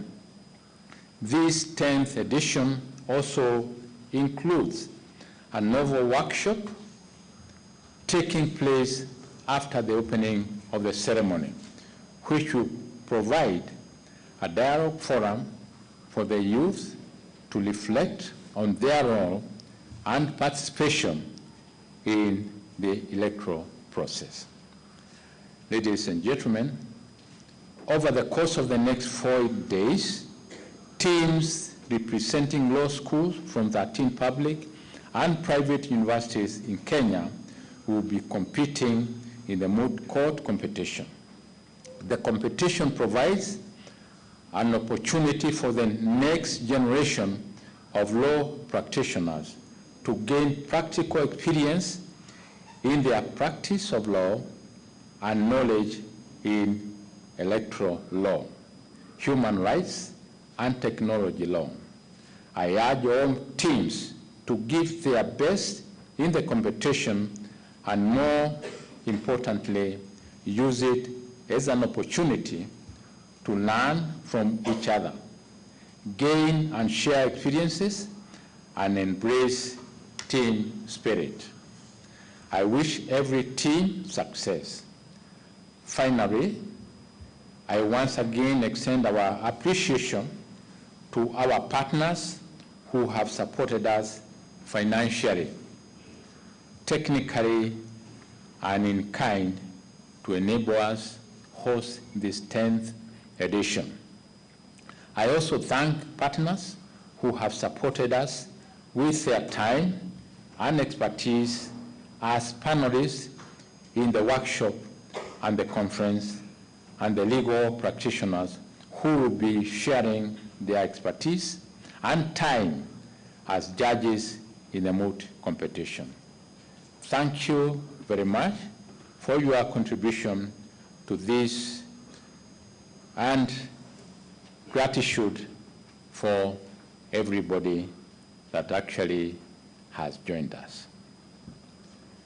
Last but not least, I thank the 10th edition students, all Kenya Moot Court Competition Organization Committee, for the precious work you have done, making sure that we are going to succeed in these twin events, and may the best team win. Thank you very much.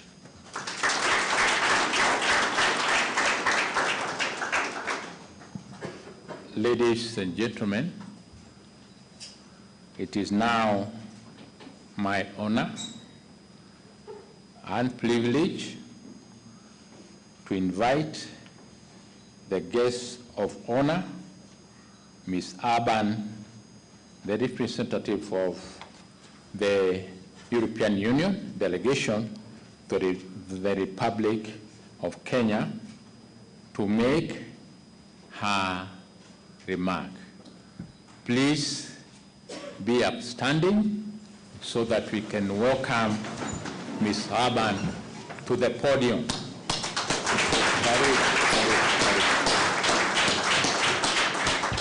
Thank you. Thank you very much for this very warm welcome. I'm here today because our ambassador, Mrs. Henrietta Geiger, was not able to come. She had actually initially confirmed, because when she saw the invitation and the program for today and learned about the Moot Courts and that it's the 10th edition, she was very excited to come and talk to you herself. Unfortunately, some other things came in the making in between, and she is right now briefing actually also an electoral mission from the EU at her residence that was invited to Kenya by the Kenyan Ministry of Foreign Affairs. This is what, if you want to know the technical details, it's what we call the explorative mission. So it's a mission that would come and talk to different electoral stakeholders before there's a decision taken to invite a fully fledged EU election observation mission. So she is really apologizing for not being here, but she also sends her best regards, and she wanted me to personally convey to you that she is very, very keen to support the youth in Kenya. She sees this as one of her first and foremost missions, and the EU is very much keen to also discuss and engage with all electoral stakeholders in Kenya. Kenya is the third biggest economy in Africa. Kenya has a brilliant constitution. Many of you have mentioned it today. Kenya is seen as a lighthouse of democracy, rule of law, stability, not only in the Horn of Africa, but I think in the wider African region. So the elections in August are very important, not only for Kenya and you as individual citizens, but it's also important for all the partners that work here. I'm also very pleased to see that I'm not only representing the EU here alone. There are several other European-based organizations that support this, which I think is also a testimony to the importance that the European Union attaches to the promotion of democracy, universal human rights, and justice all over the world. In Kenya, we have quite a lot of engagements in the justice sector. Some of you will know the PLEAD program, which is the program for legal empowerment and legal aid delivery, through which we work with many justice actors, not only through the National Council of Administration of Justice, but also with civil society organizations. Many of you are here today. Other partners are sitting around the country and are probably working on legal cases. So we are working with this really big program here. It's actually the biggest access to justice program of the EU in sub-Saharan Africa, and I think it's the biggest justice program in Kenya. We're extremely proud, and we are not only proud because of our own investment, but we are very proud because there's such a strong buy-in from all the Kenyan justice actors, both the state legal actors, but also the non-state actors, in making this work and bringing much more efficient and much faster justice to Kenyan citizens. And this is really important to us. Now, I'm not a lawyer, so apologies. I will not deliberate to you about the legal context of the subject today, electoral justice and democracy, ensuring electoral credibility and adherence to the rule of law. I have a degree in what some of the students would mock us with from other faculties. They said, but your degree is not a real degree. You're not really studying anything. Your degree is an extended newspaper reading. So can you guess what I studied? I studied political science. So if they didn't think we were studying extended newspaper reading, the first question you would get as a political science student is always, so you want to be a politician. So many political science students do not want to enter politics. And I think there's a lot of people here in this room who does not want to enter politics.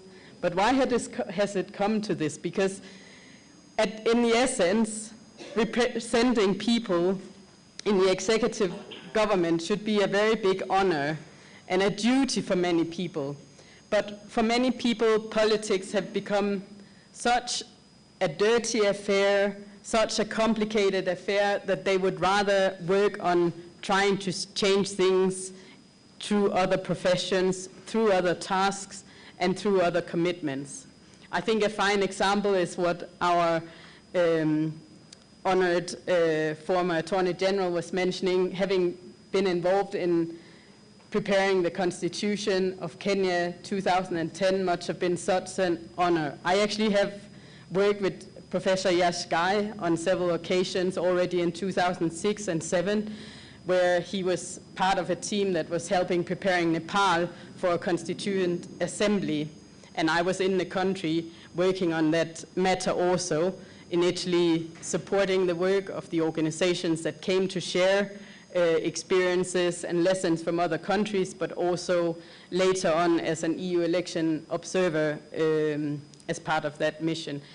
It is very often that we hear the references to the Kenya 2010 Constitution, and I think it's a very important document. But it's not only a document, it's also a spirit about democracy, and the Bill of Rights in that document is extremely proud, or extremely strong, and I think you can be very proud as Kenyans that you have such a strong constitution.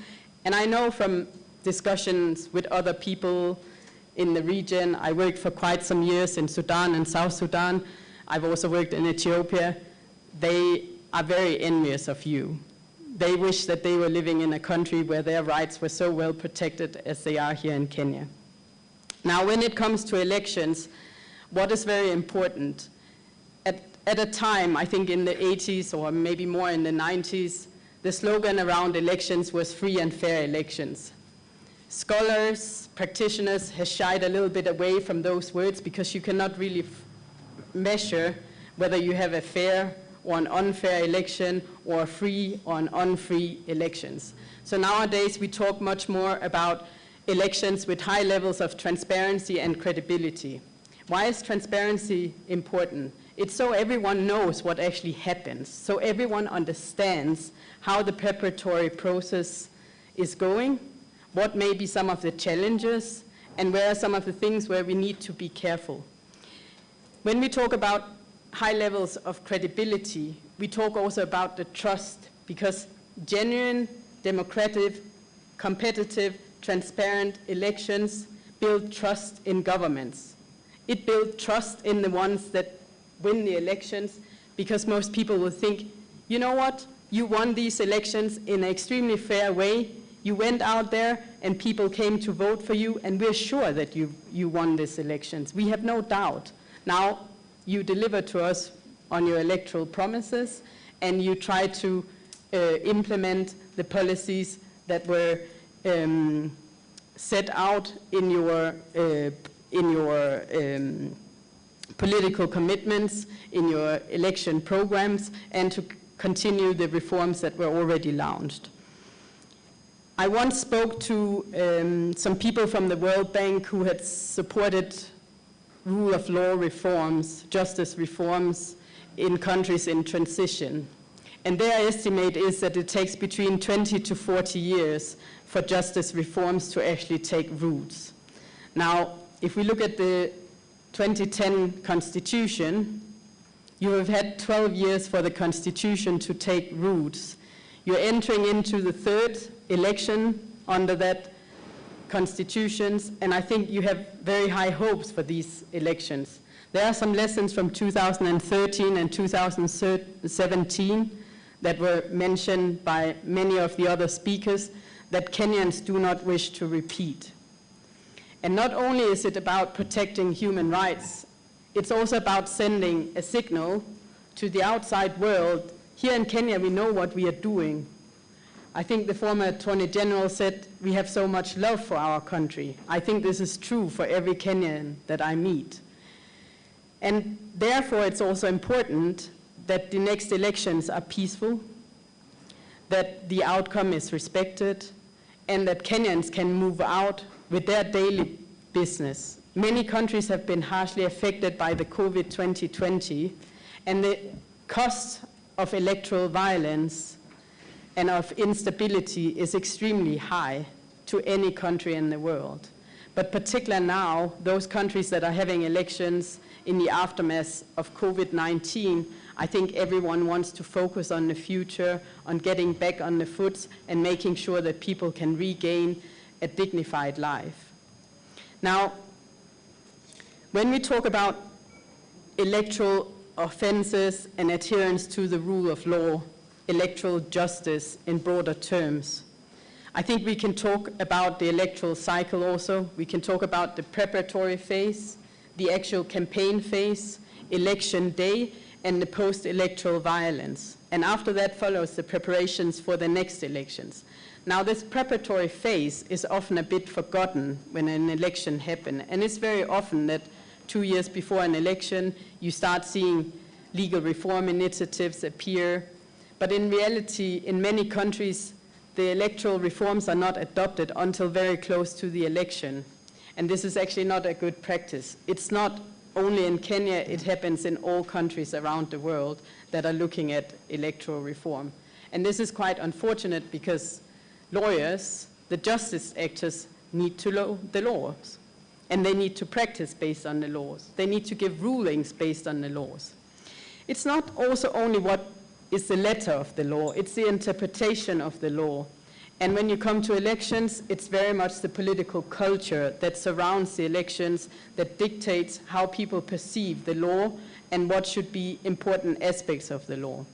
Now, in Kenya, the right to vote is just as important as the two-thirds constitutional gender rule. But I would dare to say that the two-thirds gender rule is not really taken as seriously as the right to vote or many other legal terms, even if they're all included in the Constitution. Then when we look at the legal framework, there's also the implementation, pre-elections, how well is the legal framework actually implemented? Are there is it a very detailed legal framework? Are there gaps in the legal framework? And these are all things that shape up how the legal practitioners, how the electoral justice scene will look like. Then there's the enforcement. Are the electoral rules enforced? And what is the interpretation, as I said before? Now, in all of this is also a very strong element of access to information. Because in Kenya, there's a lot of talk about a big population of young people who will go and vote for the first time in August 2022. This is very true. But what also happens in Kenya is that a lot of ballots are actually declared invalid, are destroyed, and are not counted in because the crosses are not ticked the right places. You have a quite complex electoral system because you're voting for many different elections on the same day, and you need to be quite an educated, informed person to actually fill out the ballot correctly. But there is a big task ahead of us also to ensure that all those Kenyans who go to the ballot boxes to vote, that their votes are also counted. This is quite important. At the same time, it is very important that the young people who have never voted before are informed and educated and know what it is that they can do when they go into the voting or to the polling stations. When we talk about the grievances and reparative justice, what happens in the campaign period. So it's normally in the period leading up to the elections that you would see most violence, most violations of human rights, and that you would see a lot of the tenser electoral environment. In Kenya, you have also had violence and issues in the post-election period. And a lot of things can really be avoided if people are also very informed about what happens, what is supposed to happen in the primaries, what is supposed to happen, what is allowed, what is not allowed in the campaign period, and what is it exactly that happens on election day. The results process is another very, very sensitive process, and I don't think I need to go into details on why this is sensitive in Kenya. You all know the stories, you know all what happened in previous elections. In many countries, this is extremely sensitive, but again, I can only say to you and share with you that if you build in transparency, information about how the results aggregation and transmission is happening, you will build much more trust into the system. I think there's very few people who know that even if you have electronic voting systems, the paper ballots is always what you fall back on. This is where you have the security, where you can see what has actually happened. It is not the electronic system per se that is guarantee that you would have a genuinely democratic, sound election.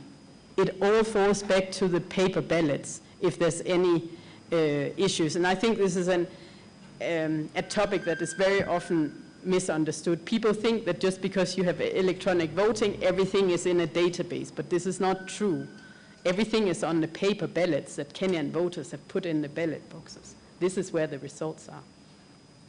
Now, I think you all want to get started on the moot court discussions, on the workshops you have to deliberate and to practice what you have learned over the past years at universities. I am very, very impressed that this is the 10th years that you're organizing moot courts. I have been part of supporting discussing moot courts before, but I have never seen them happening more than 1 or 2 years at a time. Then, you know, the project ends, and then. So I think the way that you have done it here, where it is an initiative that's really rested with the students at the Kenyatta University Faculty of Law, is a really, really good practice. And I think I will take this practice with me and share with my colleagues, because I think this is really impressive.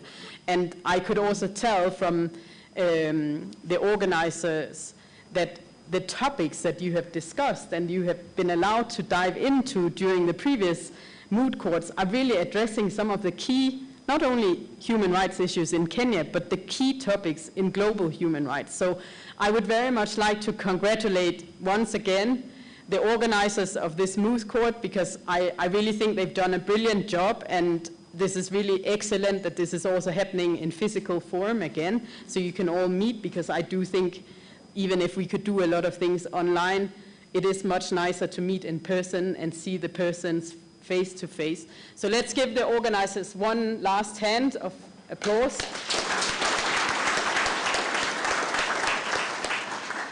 And then I would really hope that you take everything from this Moot Court experience in your heads, in your minds, you bring it back with you, you share the experience with younger students, encourage them to participate, and I hope that you will also invest some of your time in pro bono legal support, because this is very much needed in all countries around the world, that lawyers like you, future lawyers, the future of this country, that you also invest some of your time, some of your skills, some of your knowledge in helping other people who do not know the law as detailed as you do.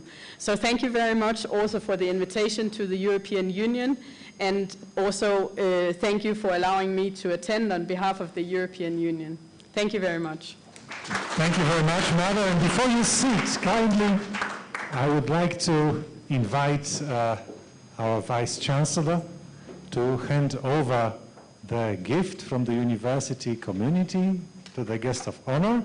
But first, I would like to invite Mr. President to tell us what this gift is about. So good morning once again. This is just a small gift to Ms. Line for honoring our invitation to attend the 10th edition of the All Kenyan Moot Court competition, and for her support towards this Moot Court competition. On behalf of the All Kenya Moot Court Steering Committee, the School of Law, and the University at large, asante sana.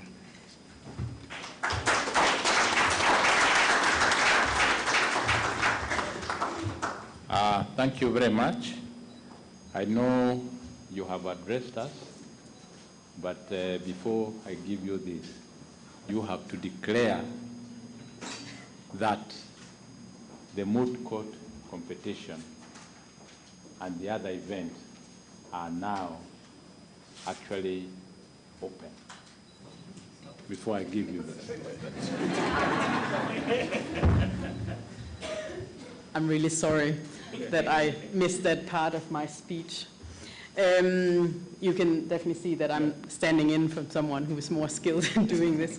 So I hereby declare this 10th edition of the Moot Court open and I congratulate you all for being here.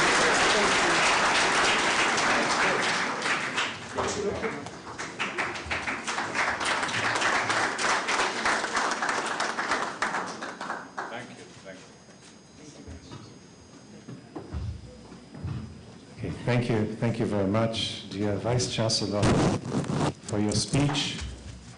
Thank you very much for your words of praise about our school, which are, of course, very well deserved, especially by the students.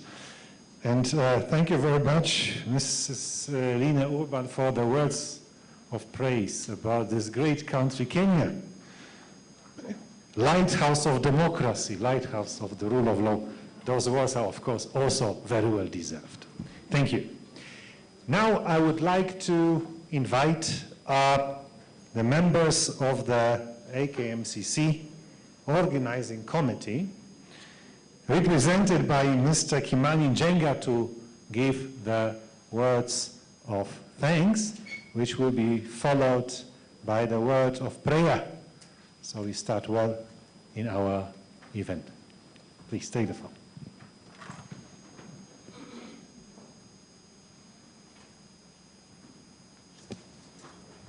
Good morning, everyone. My name is Kimani Njenga. I'm a student at Kenyatta University School of Law, and on behalf of the AKMCC Steering Committee, we are here to express our heartfelt gratitude to all of you for making this event possible and for making it a success. In particular, we are grateful to our partners. First of all, Ms. Lin, for your commitment to attend, the representative to the European delegation of the Republic of Kenya.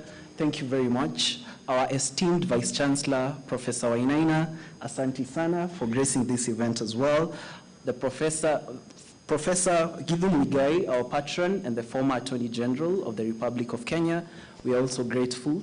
The CEOs and the directors of our various partners, the International Justice Mission, Mzalendo Trust, the Frederick Norman Foundation, Kenya Law, Independent Medical Legal Unit, Transparency International, the Kenya Vision 2030 Delivery Secretariat, the Frederick Norman Foundation. We are all grateful for partnering with us and for making this event a success. We look forward to working with you so that we not only foster the discourse on human rights across our country, but we also continue mentoring young people and especially lawyers on advocacy skills through the Moot Court competition. So once again, thank you very much, and we look forward to having a very fruitful all-Kenyan Moot Court competition. So I would like to give a guideline on how we will proceed after this event. So we will allow our guests to leave first, and they will proceed to the foyer at the ground floor for a photo session. And thereafter, all our guests will proceed to first floor, where we have organized some tea for all of you.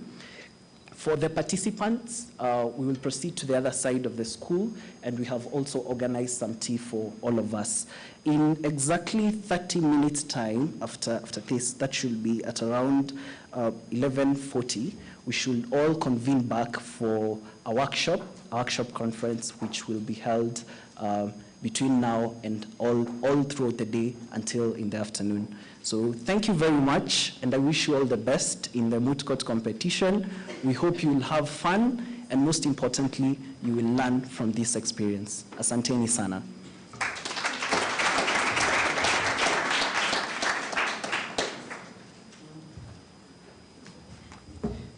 Please stand for the prayer. In the name of the Father, Son, the Holy Spirit, amen. Almighty and ever-living God, we humble ourselves before Thee this morning. We thank You for the gift of each and every one of us, our institutions, our education, for the work of our hands, and for everything that we do. We ask of You to bless all of our efforts. May we be impactful in our voices, our education, our works, and our actions. As we gather here today to begin the celebrations of this 10-year journey of the All-Kenyan Moot Court competition, we can only look back and see Your abounding grace.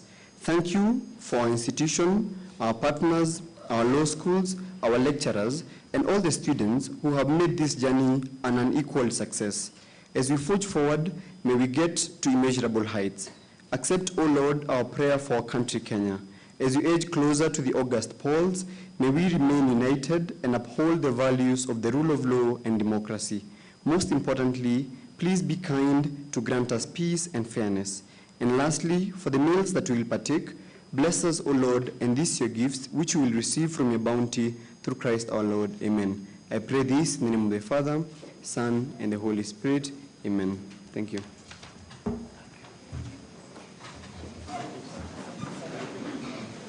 Thank you very much. I'm happy to announce that we finished almost on time. It's not the time who owns us, it's we who own it. Now we will proceed to the photo session downstairs, and we'll take 3 photos. So the first photos will be with our guests, then the second photo will be with our guests and the organizing committee, and the third photo will be with all participants. Thank you very much. See you downstairs.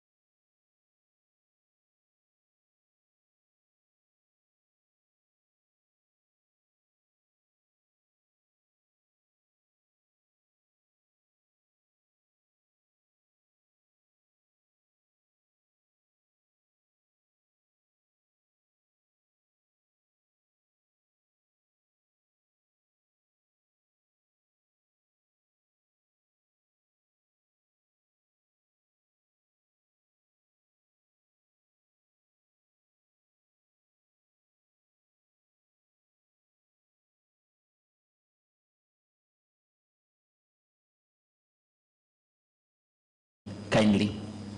Make an effort, let's have them by today. Any question this side? Okay.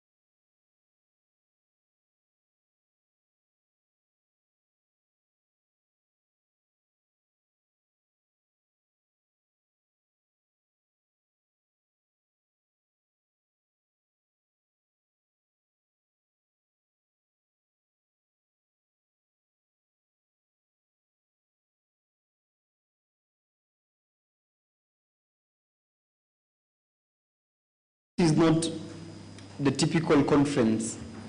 We'll do the conference tomorrow. The purpose of this workshop is basically for you seated on this side, to ask questions about the pertinent areas that you find when it comes to electoral justice. Of course, you will have the theme of this session being youth in the democratic process, and that is what we'll be discussing with the guests here. Youth in the democratic process. You are welcome to ask any questions with respect to the theme and also a bit from the moot question that you find important about youth and the democratic process. And the whole idea is that you get to understand better that theme, and you also help us in discussing it. So they are more of discussants, and they will just be helping us to shed light and give their perspective as sectoral players on the place of youth in the democratic process. But because all of us are youth, we are young people, and we are literally the people we are talking about, you also have an opportunity to give comments, and you will be allowed to ask questions and speak during the session. So I hope that is clear. We have before us representation from the Office of Registrar of Political Parties, and we also have representation from one of our partners, that is Mzalendo Trust. Please clap for them. So they will be taking us through the discussion. They could begin by speaking briefly each on the understanding of the topic and also what they do in terms of their institutions in ensuring that they enhance the place of youth in the democratic process. That will be a very short session. Then, of course, we'll have a few questions for them. Then we'll also be allowed to weigh into the discussion. I hope that is clear. So thank you very much. So I'll begin by inviting Ms. Sylvia Katua, representing Mzalendo Trust.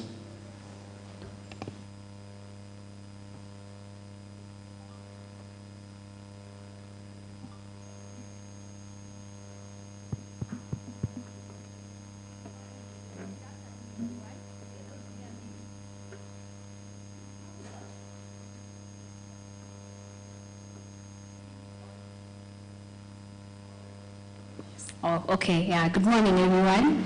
My name is Sylvia Katua.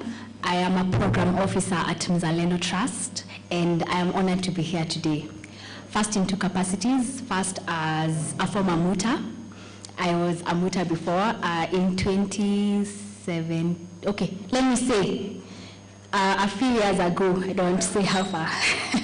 I was a mooter here, and my team came in third. I remember, and that was a great platform for me because after that now I was able to go to All Africa, and then eventually I went to Jessup, and at All Africa we were number 2. So mooting has really opened a lot of doors for me, that's what I can say. So congratulations for reaching this far, because I know you had to do internals at your schools, and for you to be here, that's amazing. So clap for yourselves. Thank you. So as I said, I'm a program officer at Mzalendo Trust. How many of you know Mzalendo Trust? Oh, you do? Wow. So Mzalendo Trust is it's Kenya's only parliamentary monitoring organization. We keep an eye on Kenyan Parliament. We keep an eye on Parliament. So we've been keeping an eye on the Senate and the National Assembly. Now we're scaling up to counties, and eventually we'll keep an eye on the Pan-African Parliament. So we're also going regional. The topic today here, what we're supposed to discuss, is on youth and politics. Maybe I'll just expound a little bit about the kind of work Mzalendo does with youth. I don't know how much time I have, Martin, but you'll just tell me. So Mzalendo Trust, like I said, is a parliamentary monitoring organization. Our work focuses on 3 key themes.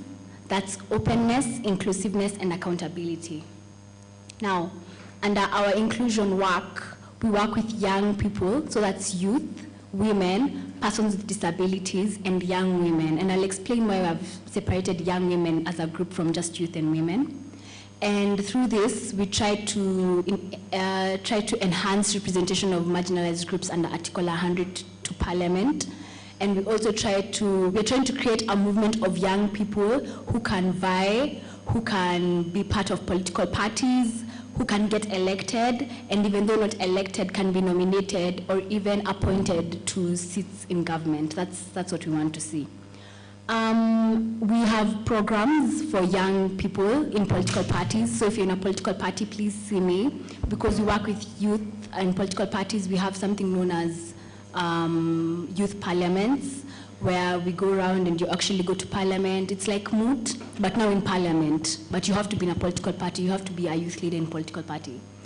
We also have programs for young women aspirants, just trying to train them on how to speak, how to talk to media, all these challenges. So in 2019, we conducted a research on the challenges facing young parliamentarians in parliament, in the 11th and 12th parliament, and we found that some of the challenges included how media perceived young people themselves not voting for parliamentarians, young people having apathy in the political process, and then when they get to parliament, there's this whole issue of seniority. You can't speak before somebody who's been in parliament for 20 years before you, and you're a first-time MP and you're young. So there was a lot. You can find that all on our website, that's mzalendo.com. In 2020, we also did some research around young women, and we call them the invisible minority. Why I say this is because you find that young women are at the intersection of youth and women. So they're always a forgotten group. And when I say young women, I'm speaking about the group that's between the age of 18, let's say 18 to 27. So when they go to the political parties, when they go to the youth leagues, they're told, you guys have a women league. You're a girl, go to the women league. And when they go to the women league, the older women say, you shouldn't be here, you should be in the youth leagues. You understand? So there's always that battle of where should I fall in. They have more challenges than a normal young man or an older woman would have. So they have extra challenges, which we have talked about. I know there's also the issue to do with cost of politics. It's very expensive to run for office right now. For you to run for an MCA seat, you need approximately around 9 million, if I'm not wrong. For you to be an MP, you need about 16 million. 16 million. Where will I find 16 million to run for MP in my area? You see how hard that is for young people. So I know that's also a challenge. So we're also working with young women to just be able to navigate the expensive terrain, the political terrain, the expensive political terrain. We don't work in isolation. We work with various political actors. We work with the Office of the Registrar of Political Parties. We work with other civil society organizations. Some of them are here, like Transparency International, and others, and other civil society organizations. And yes, that's what we do in terms of young people. So in terms of other activities coming up, we are hoping to have a coastal youth assembly. So if you're from the coastal area, that will be coming up soon, probably around May. And we also continue to do a lot of research. We work with young women political aspirants. We work with universities. This is actually the second in a series of university dialogues we've started. The first was last year, where we went to the Universities Amendment Act, just to be able to understand the structure, the current structure of the university's leadership, because it's really affected how young people can vote in their leaders at the university level. I think that's it for now. I'll be able to answer any other questions. Thanks.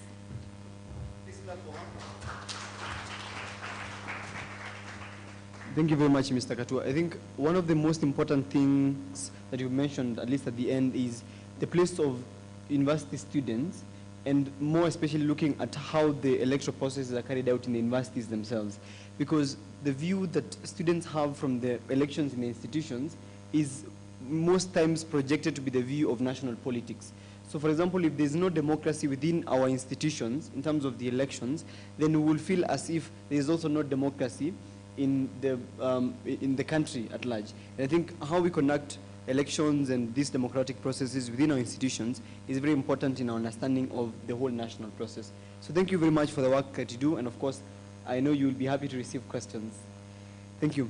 So now I will welcome Mr. Chris Wakoko, who is representing Ms. Anne Derito from the Office of Registrar of Political Parties. Please clap for him.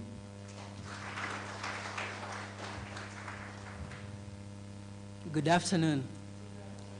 Good afternoon once again. My name is Wakoko. I work for Registrar Political Parties. At the Office of Registrar Political Parties, we register political parties and we regulate them. And we have a mandate to ensure that they comply with the law, especially the Political Parties Act. As you may be aware, right now we have 87 political parties. I don't know who among us you are members of political parties and who are not. Or those who think they are aggrieved because political parties might have registered them without their consent. That is something that has been sorted out through the Political Parties Act Amendment of 2022. For the very first time as an office, we now have the mandate to regulate party nominations. And this is where you come in. As a youth, remember, at times people forget. People imagine that we are homogeneous, that a youth in Bungoma, in Mombasa, in KU, and Mount Kenya University, that we are the same. We are not. We may face the same challenges, but the way we interact with those challenges are different.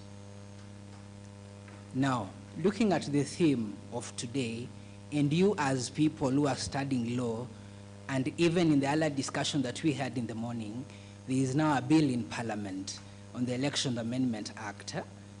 Have you as law students submitted your comment on the bill? Because it's still under public participation. Or are we waiting for the period to close and we say there was no public participation? Number two, these political parties, we cannot dream and create the youth in those parties if you are not there. Meaningful participation. And it can only be meaningful participation if you are a member of a political party, not as an outsider. Remember that the Constitution is giving us two platforms through which we are forming, the two main platforms, through independent candidates and political parties. And by virtue of the Political Parties Act Amendment of 2022, there's something created called a coalition political party.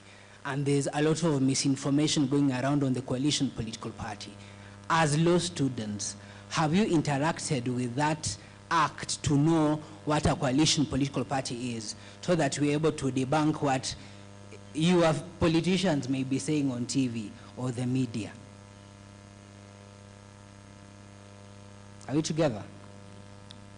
Given that we are discussing electoral justice, there's something important the Parliament did in 2022 again, that all disputes in political parties start at the political party level, what we call internal dispute resolution mechanism. So that if one is aggrieved within the party, they then appeal to the political party's dispute tribunal.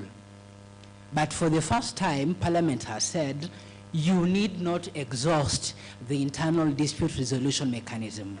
The PPDT can still have jurisdiction even when the dispute at the party level has not been exhausted. As you interact and you proceed to Moot, are these some of the issues that will come up in terms of jurisdiction? I've been lucky and fortunate to work with All Kenya for a few years now, I think from 2018 as a judge, and you've been doing well. You know, I've interacted with a number of students across the region through All Kenya. I think the last in-person moot court was at Nazarene, if I'm not wrong, 2018, 2019, I'm not certain. Then after that, we went to virtual. Last year was virtual, right? Virtual, but here now we are here in person. What we need to remember as the demographic which is called youth in this country is automatically you walk to a room and there is a way the people, especially if they're older than you, they want to treat you. They want you to give them, you know, the seat, want you to get them water, or if in the room, they imagine you are not there by virtue of qualification. As law students and as people who are coming up, that is something you need to decline so that you participate meaningfully in political processes. Now, as I wrap up, we have a very vibrant Twitter page as an office where we share information, Twitter and even Facebook.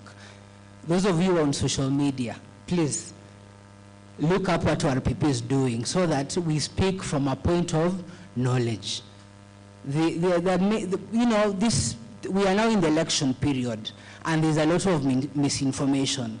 We pick what is on, Tuko, and I have nothing against Tuko, But we pick something which is in the media without internalizing, then we start saying that the registered political parties is giving out our data to political parties. That the registered political parties has not enabled Kenyans to resign from political parties. How many of you seated here are aware of the number that we lodged, *509#, whereby through that number you were able to check your party membership status? How many are aware of that number? Good. How many of you have e-citizen accounts? Because using e-citizen platform, we were able to check those details. And even beyond that, we still have the manual process. And all the 87 political parties have offices. Are you aware where those offices are? Or do we want to build up the narrative that these political parties are briefcase parties so they don't have offices? But where are you getting the evidence for that as a law student? Thank you so much.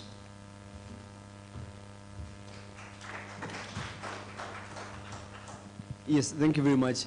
I think I will add that most of us as young people do not really appreciate the role of the Office of Registered Political Parties. As he said, sometimes we think it's a preserve of those who own these political parties, of politicians, and we just think it's a vessel used by government to register and moderate these parties. But we as young people also have a very impactful role in this discourse. So I will now have a follow-up question to each of our panelists here, then I'll open the floor to the rest of us. So I'll begin with Ms. Katua, representing Mzalendo Trust. And one of the things we've had in Kenya is the misuse of young people, especially during the electioneering period. So my question is, what do you think, and why do you think most times young people are misused by political parties as vessels of violence, especially when you're near elections? What, in your opinion, from the work you've done, do you think can be done to help reduce this phenomenon, and what has really aggravated it to this level? And to Mr. Wakoko, why do you think most young people are not actively engaged in decision-making, especially at the political parties level? Why do you think most young people are not actively engaged in the boardroom politics of political parties? And what do you think can be done to have the inclusion of young people in this very important decision-making? Ms. Katua, please.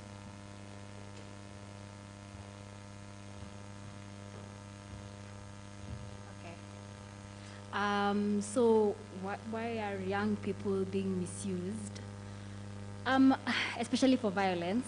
First, I'd say this is an issue of choice, but we have to understand why they're getting there, why they're choosing to be, let's say, misused. I don't want to use that word, but maybe we can just rely on it.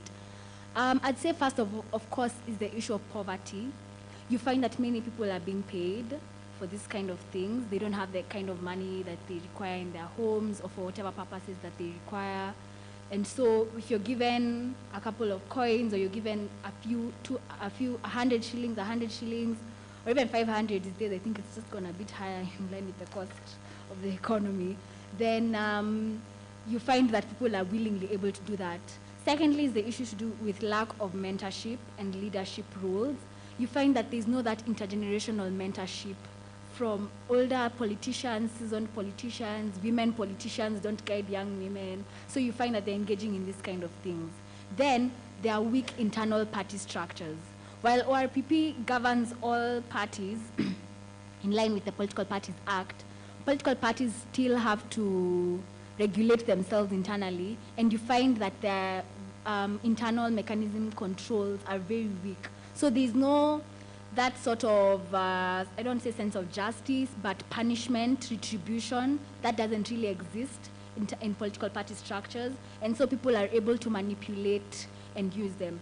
A good example is I was in a meeting recently, and I don't know, I don't want to mention the politician, but he was saying that, okay, you know the new political parties amendment bill that was passed last year, as he's just mentioned.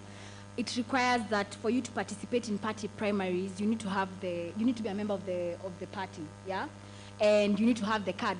I remember, like, Jubilee used to give those cards for 20 shillings. They used to have them for like 20 bob, yeah. That's in 2017. But at that time, that wasn't the law. So you find that any person can just wake up and they can participate in the political party primaries, even though they're not a member of that party. But now the law has changed. So what he did is he went and he used, I think he told us like, I think 2 million going to buy those cards because he wasn't sure whether the party was going to say, only those who are members of this party are going to participate in the primaries. That's what they had said, but that didn't really happen in the end. And he went out, and when he was campaigning, he was giving everyone that card, that Jubilee card. And he was telling them, wakikuitisha kukuja siku ya primaries, wakisema ni saa ya kuvote for the primaries candidate, uoneshe hii card. And they're not a member of the party. So why would I take, are you understanding? Why would I take that card? And I know very well, I'm not a member of Jubilee. I believe in maybe another party's ideologies, and I'm not a member of Jubilee, but I'll take the card, and I'll take the cash that he'll give me. And on that day, I'll go vote. So you see the kind of, I also think it's cyclic. I don't want to say we need more regulations. We need political goodwill, not just from leaders, but also political party leaders. Political party secretariats need to be in charge of their parties, and they need to say, you know, no means no. When we come down to the political party primaries, which is the most important part of the democracy level, especially in elections, the general elections are not it. The most important part is participating in the primaries. And I think he'll speak more about that. So I think it's just a choice. What can be done, like I said, is just we need more political party goodwill, which requires a lot of advocacy from institutions like us, together with government institutions that we partner with. I think there also needs to be just a shift in the kind of mindset that we have as youth, that you know, okay, or perhaps you can just take the money, but you vote for the candidates that you want. You know, I think it's just for us to decide what we want going forward. You ambushed me, but as I think of more, I'll be able to answer. Thanks.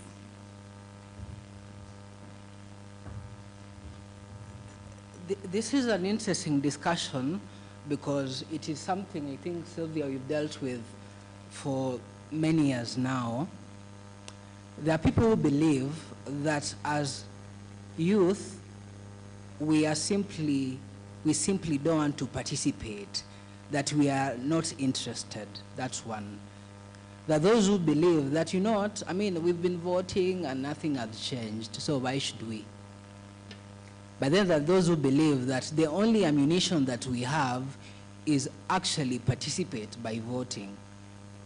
So there might not be a single answer or response. And also remembering that as this demographic, we come from different places and we may have different reasons. There is a case that I think after Honorable Mtula Kilonzo passed on, when you look at the judgment, it emerged that my learned senior Kathy had not been registered as a voter. Remember that at that time, her father had been participating actively in elections. So where we come from. However, for purposes of discussion for this setting, I want to look at how have our laws been implemented. The Election and Campaign Financing Act of 2013 has never been implemented since 2013. Shortly before the 2017 election, Parliament decided that that act should be suspended and it was to be used in the 2022 election. And one of the objectives of that act is to provide a level playing field so that the amount of money that politicians use in campaigning is sort of, there's a cap. What Mzalendo Trust did, I think sometime last year, they did research to show how the amount of money that politicians have been using.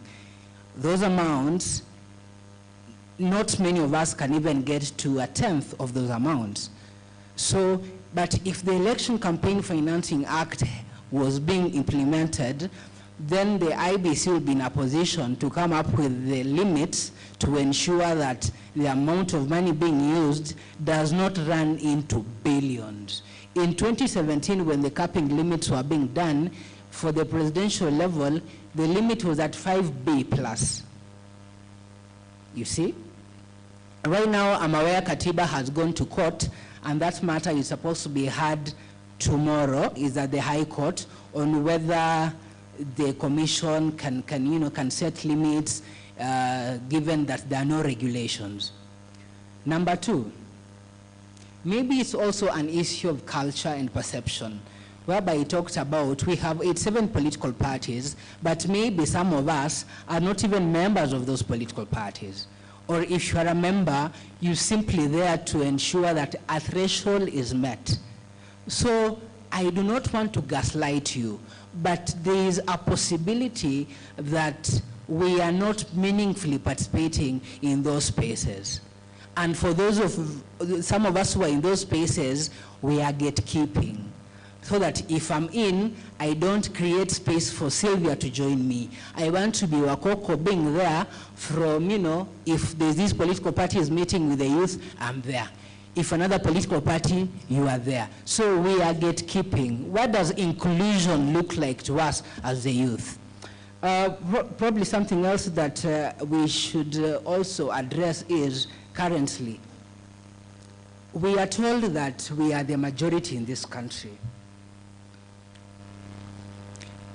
How many of us are registered voters? And if you're not a registered voter, have you made any effort to ensure that you go to the IBC constituency offices to register as a voter? Because, you cannot participate. I understand the angst and the disillusionment that we've been voting and nothing seems to change. But then what is our ammunition? Meaningful participation. Thank you so much. But maybe more answers lie with you than with me. Probably this should be you telling Sylvia and I, why do you think we are here? Instead of me standing here and pretending to talk to you, and yet I'm a public officer, so whatever I'll say, I'll confine myself to the Political Parties Act. And I'll tell you that as an office, we've done what needs to be done. What do you think we are failing as ORPP? What do you think we need to do? What do you think Mzalendo Trust needs to do? Thank you so much. Please clap for him. Thank you for the very interesting answers. So we'll now open the discussion to the audience. Daniel is on this side to pass the mic, and Michelle is on this side to pass the mic as well. So do you have any questions at this point? Or comments? Okay, so we'll start there. Please stand, introduce yourself, and please be brief.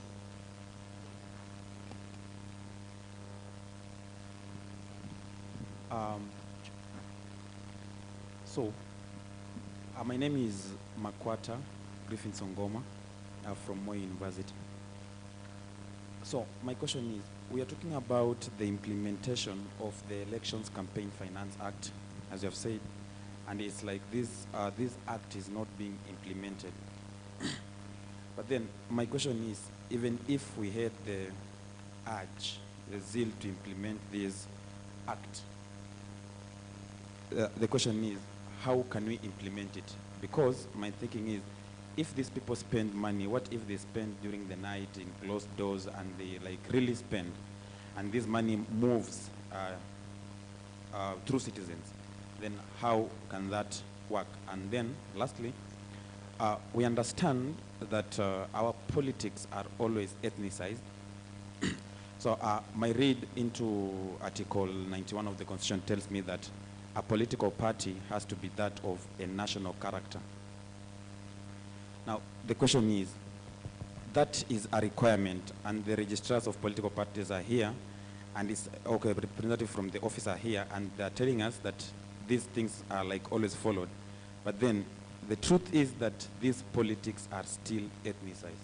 So how then can we again implement Article 91(1)(a)? Thank you very much, Griffins. Any other question or comment? Yes, we have one here.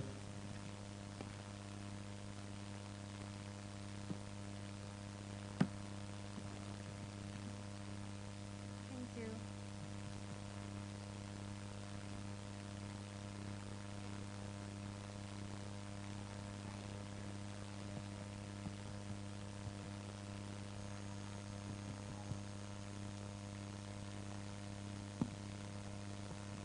Oh, please use the mic. Yes. Thank you. Sorry. Yes, my name is Faith Mahinda, Kenyatta University. So my question, okay, it's more of a concern, yeah? And it's in relation to, there was an article, okay, not an article, section that ran on NTV yesterday, dubbed Crowds for Hire. And you find that they were addressing especially the misuse of youths, especially during this campaign period and all that. So my concern is are there steps being taken, especially probably by your organization or the organization that you represent, to address this, or is this something that we'll continue seeing in all election years moving forward? Thank you. Thank you very much. Do you have any other question? Yes, we have one from a gentleman there.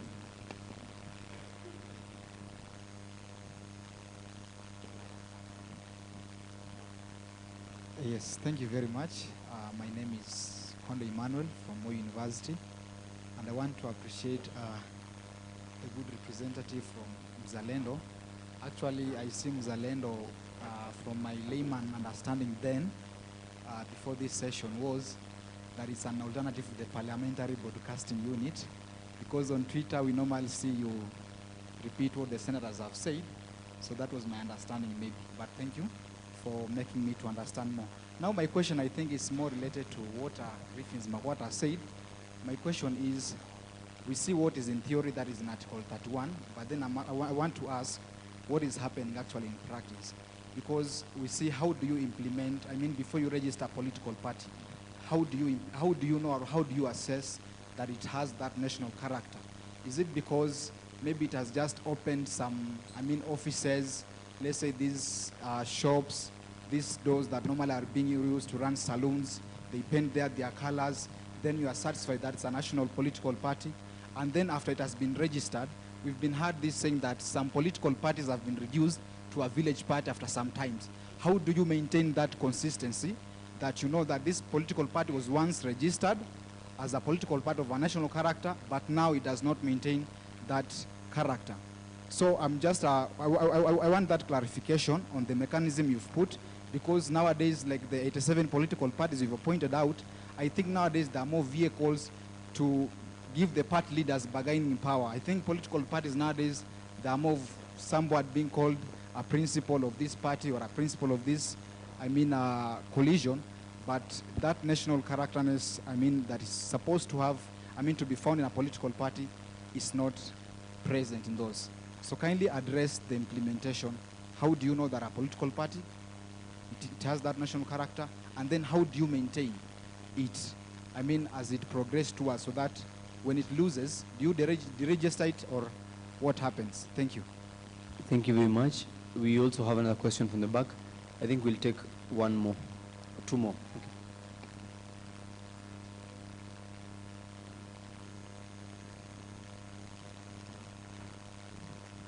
So, thank you. I just have a question to Mzalendo. My first question, what is your view? Because you have interacted with the youths in this country. So what is your view when it comes to public participation, when it comes to the youth? Then my second question goes to, it's a bit contradicting. Is it high time we have a position for the youth to be elected? Because you raise the issue of it being expensive. Because like I said, for an MCA, 6 million, is it high time we have a position as that for the women rep? We elect in each county a youth, because it goes, to me, it bit logic only having a youth being nominated and everything. So is it high time, as in Zalendo, is it high time in your view we have a youth seat being elected to the Parliament or Senate? Thank you. Thank you very much, Mr. Owino. We have one more question.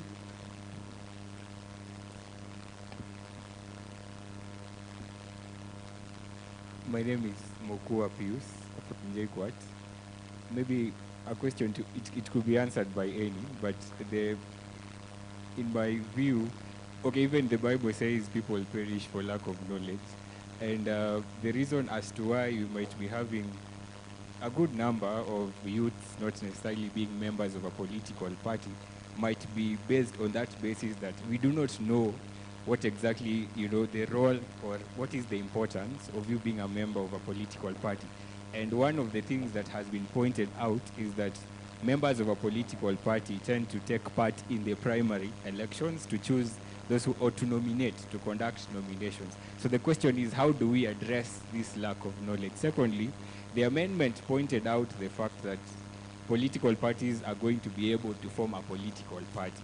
Now, is there probably, in your understanding, how do you envision that these parties are going to run, the coalition parties? Because the amendment also says that the political parties forming a party are going to run separately from the actual party. I don't know whether you're getting my point. So the question is, how do we ensure that these coalition parties, even if they are formed, they still remain parties? Thank you.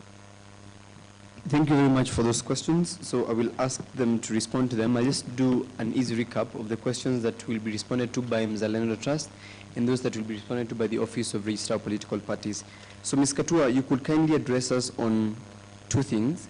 The first being some of the steps that can be taken to do away with this phenomenon of youths being used as crowds for hire, especially during political party campaigns, in the sense that you find that many young people are the ones who show up and are paid just to cheer and jeer politicians and end up having no impact. They're just being used as crowds for hire. Then you could also speak to us about whether it's feasible to have an elective position for the youth specifically, and maybe here you might address the issue of the youth bracket, because I know it extends to, I think, 35. So again, when you're looking at an 18-year-old and a 35-year-old, do they have the same capacity to run for office? And if so, will it be an opportunity that only favors those who are maybe in their 30s, because maybe they have the financial muscle and all that? Then also, you could talk to us basically shortly, in brief, about what you do as Mzalendo Trust to enhance the role of youth in the democratic process. Thank you. You could use that mic. Okay. It's working. Can you hear me? Is it working? Oh yeah, now it is. Okay, I had actually outlined a couple of more questions that I want to answer, so maybe you'll just give me a bit of time. The first question was from Griffins. Yes.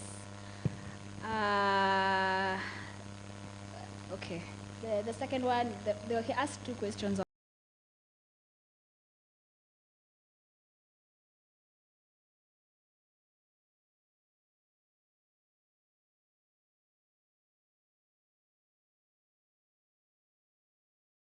Very passionate about the Campaign Financing Act, and we are actually in court together with a couple of other civil society organizations about this. As he had earlier mentioned, Katiba Institute, TI, we are also part of them. So he's given a brief history.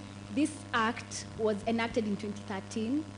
Till date, we have no regulations. These regulations are what IBC depends on to be able to govern the political terrain in terms of finances. So before we ask if these regulations are enacted, how will we know that they're doing the right thing? I think the main thing for us is let's first get there. Let's first have the regulations in place. And for us, we're saying that Parliament doesn't even need to give those regulations. That mandate is within IBC. So that's the argument that we're giving in court, and we want the court to understand. The more you give Parliament, of course, parliamentarians wouldn't want regulations why will they want regulations to curtail their spending? They want to spend as much money as possible and without any scrutiny or supervision. You understand? So we are saying, no, let this not come from Parliament. Let this role should actually be with IBC, because we're going to have about, I think it will be a cumulative total of about 13 years before we have the implementation of that act. So let's first get there, then we can have that discussion. But I think we can have a side chat on how that will happen, because the act provides specific ways on how this will be tracked and the implementation of the act. Then secondly, by Faith Mahinda, I hope I got that right, from KU, you asked steps to address the issue of the misuse of youth from that crowds for hire segment that was in NTV yesterday. Of course, as an organization, we can't do everything. There are so many things that happen in governance and democracy sector, and we can't be the only ones. And considering we only confine ourselves to the parliamentary space, it might be a bit difficult. But like I said, we leverage on relationships with other partners.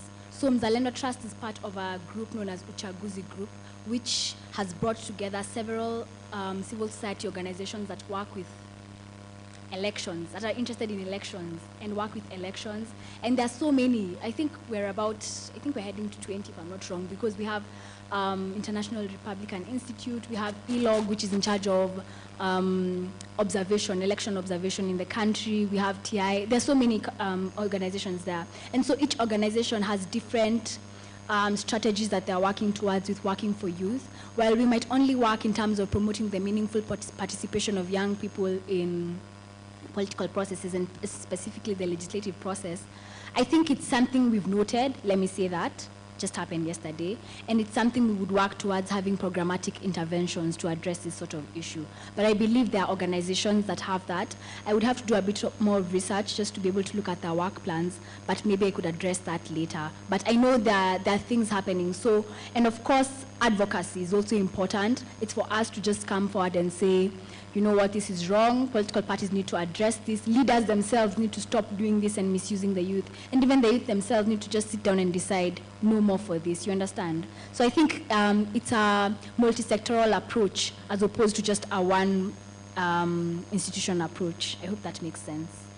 Then by Emmanuel, we are not an alternative to the Parliamentary Broadcasting Unit, but we are glad that you follow us. Please follow us on Twitter.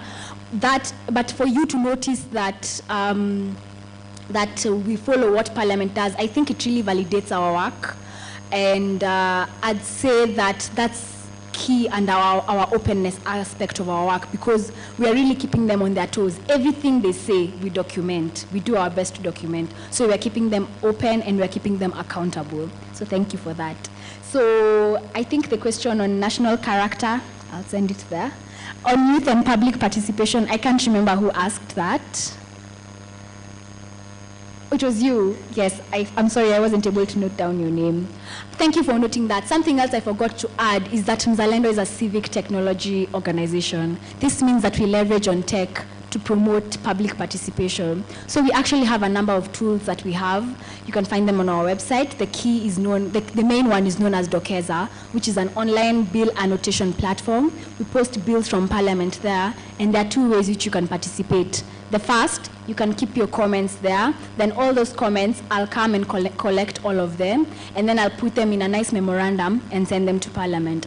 Alternatively, there's already a memorandum template on the website. So you just look at the bill, you key in all your views, everything you want to address, and then it automatically sends to Parliament. So there are those two ways. So I'd say for us, we've noticed that there's a gap in public participation. We've leveraged on technology to address it. We work with county assemblies to promote public participation. We know that young people want to participate. They just don't know how, they don't know where, and they don't know when. So we always advertise when memorandum, like when they want the deadlines for memoranda in Parliament, we always advertise that. You can always find that on our website or on our Twitter page. I know you guys are savvy like that. And we are also trying to push Parliament to also, instead of just hosting meetings like this, these physical meetings, like you'd rather leverage on tech to be able to allow people even who are far to be able to participate. Then, is it a high time we have a youth seat? That's a very loaded question, I'd say that, because, you can't compare women rep seat and asking for something like a youth seat, because the reason the women representative seat came out, if we look at the history, is because women were historically marginalized, They've gone through so much that they weren't getting the representation that they required, and they weren't able to have that representation in Parliament, so they needed a specific seat. It's part of affirmative action. We're trying to level the disparity between the two genders. But here, we have people we make up almost 78% according to KNBS's last census results. I mean, we're the most. We are the ones who have to decide it's youth for youth. if I'm going to these elections, I'm going to be sitting down and looking, there's a lady from Kisumu who wants to vie for president. Why shouldn't I vote for her? Have I looked at her manifesto? It's for us to decide. I'd say looking for a youth seat might be a bit, it's a very, like I said, it's a loaded question. You know, it requires a bit more research, but I wouldn't be for it per se. We already have the seats in the National Assembly. We have the 12 seats in the National Assembly, which are for special interest groups. We have the 2 seats in the Senate, 1 for men, 1 for women. We need to scrutinize who are in those seats. And I know you said shouldn't be nominated, should be elected, but why can't you elect them in the election? We are there, you are there writing. When you're looking at your MCA, why are you going for the person who is 60? Why are you going for the person who's not 24? It's for us to decide. And if you look at the research that we conducted, I wish I carried a few copies. You'll see people are having such a challenge trusting the youth. You can't trust somebody who's 27. Unasema hawezi manage pesa. Kwa nini? Hata basi unaweza ukipewa pesa sasa hivi ukiamua unaweza manage. Ni kuamua tu, ni sisi tu kuamua. So I don't think we should go for that. I think it requires more willpower from youth ourselves to just decide and say, you know what, you guys can look at this. There's this campaign going around called Run for Office. I think it's on Twitter. Just search Run for Office. They're really promoting, like, in all counties, all levels, like presidential, Senate, gubernatorial, like they're showing everyone who is a youth. So you can look, maybe somebody is interesting to you, and you can look at that. And also support them. Then they don't know the importance, youth don't know the importance of political parties. That's true.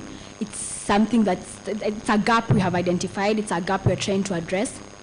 Last week, and I think I met some members of the steering committee, we had an event at National Museum of Kenya with all political parties, and all political parties were there, so you could have gone and registered, but you can still talk to Akoko here. I'm sure he can direct you to the right political parties. And all CSOs dealing with elections were there, so you were able to understand why you need to join a political party, and we were having several social media campaigns. We're also going to the counties. We are trying to explain to them, but again, this burden also falls on the political parties. They're the ones who need the members. They're the ones who, they think there's a specific quota for how many young people and young women they should have. So it's themselves, I think, but for you to join a political party, be in the youth league and push for that, I think it's something else to think about. Yeah, so thank you. I'll leave the rest of the hard questions to Wako. Thank you very much, Ms. Katua.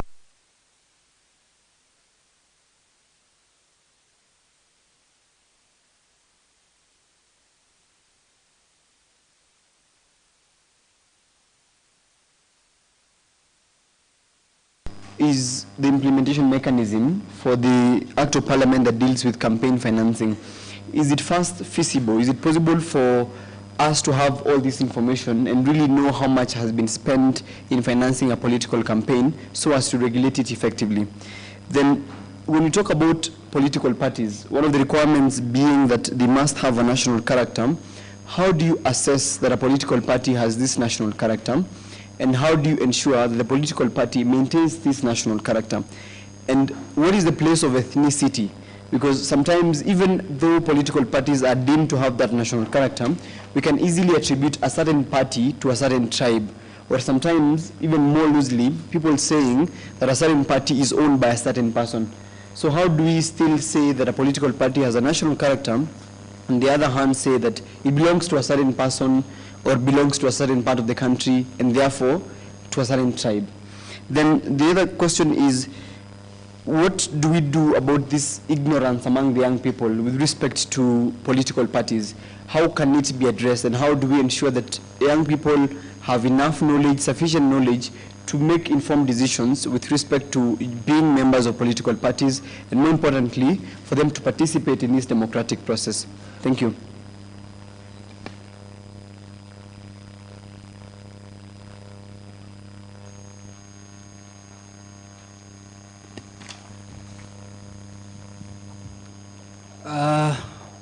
Interesting questions. And our reference point will be Articles 91 and 92 of the Constitution and Section 7 of the Political Parties Act. The Constitution mandates the registrar to register parties that have a national character. Then the Political Parties Act, under Section 7, attempt to unpack what a national character is. Number one, every political party is required to register at least 24,000 registered voters as members. 1,000 of each need to come from at least 24 counties. That's the first step, registered voters. But remember, when you look at Article 38, you need not be a registered voter to be a member of a political party. But in terms of the threshold, Section 7 has given us to look at the 24,000 registered voters who must be at a minimum be members of a political party for that political party to continue existing as a political party. Number three, the 24,000 registered members, the 24,000 registered voters who are members of a political party should not come from one region. They should be ethnic and regional diversity. So at the point of registration or even continuous compliance, that is what we keep on checking. That is what Parliament envisioned to be of national character. Additionally, there's the concept of the 24 offices, that you should have at least 24 offices in, those 24 offices should be in at least 24 counties. So we look at the membership and the offices. Additionally, the governing body of every political party should meet a certain criteria, and then again, the national and county officials of every political party should meet a certain criteria, all of which is under Section 7. There's, and I want to bring in the youth briefly. Every governing body must have representation of special interest groups. That's the Political Parties Act has defined special interest groups to be the Article 100 demographics. So that when you're looking at a political party, then does it have officials in the governing body who belong in the SIG category? The only problem how parties get away with this is SIGs are either women, PWDs, youth, ethnic and other minorities, and marginalized communities. So if a party takes one, then SIGs are represented. And at times in this country, people keep on forgetting, and we think that someone who's 35 is a youth. Once you clock 35, then you are not youth. It's below 35. I hope I've attempted to respond to your question, how we deal with it. And if it loses that character, what does the Register of Political Parties do? We go to Section 21, which mandates the registrar to deregister political parties. However, there's a catch. Before a political party is deregistered, you have to issue a notice and tell them that your political party does not have, for example, representation of SIGs, so you are required to make good of this breach within 90 days. They will comply. I mean, if there was no requirement to issue a notice, then the registrar would have deregistered so many political parties. But we are a public office, we are bound by Article 47, Article 50, and the requirement under Section 21 to issue a notice. Currently, there are two political parties that the office has deregistered. One is at the level of winding up at the Office of the Attorney General. Another one, we've been embroiled in court, and a decision has been made by one of our courts that the process was not followed. So it is coming back. I understand when Kenyans imagine that we can just wake up one day and deregister 50 political parties. It's not possible. There is a notice, and they will make good of that breach. There was an issue of implementation mechanism of the Election Campaign Financing Act. Remember, this falls under the mandate of the Commission of IEBC under Article 88.4. But when you look at the Act, it speaks to contribution mechanism. The people who contribute to that political party. the expenditure and reporting, so that it is a self-regulation sort of mechanism that if you are spending 10 million, then we need you to report that you spent 10 million. Now, I get the fear that what if they lie? But you see, even the US, where this started, they are still struggling with implementation of controlling money in politics. Tanzania has had the Election Expenses Act, I think, before we had ours, and they've had a problem. But as duty bearers, our position is, can we at least start from somewhere? And remember that the focus of ECF is to ensure that, number one, and there are many reasons, is there is no use of illicit money in politics. There is no use of public resources in politics. So that when you say you spend 100 million, what the commission needs to know is, what is the source of this money? That will be, baby steps, then we'll get there. But as my colleague mentioned, we don't have regulations now. Of course, there's been an attempt to come up with regulations since 2015, and they've not seen the light of day. And even in 2016, IBC came up with expenditure and contribution limits, which, of course, were not implemented. And even last year, they attempted to come up with the same limit, but Parliament said that they cannot come up with such limits without going through Parliament. And I think that's why Sylvia and Katiba and the rest are now in court. There was an issue raised on place of ethnicity and the narrative that we have political parties of some region. This boils down to how we are as a country and where we've come from, even 1960 when we had Kanu and Kadu, and even moving forward. So that we have politics in this country whereby if Wakoko is a party leader, then people associate the party with the party leader. We have individual kind of narratives created to suit some people. But when you look at the Constitution, Articles 91 and 92, even 38, and the Political Parties Act, is the party boils down to the membership. How is the membership?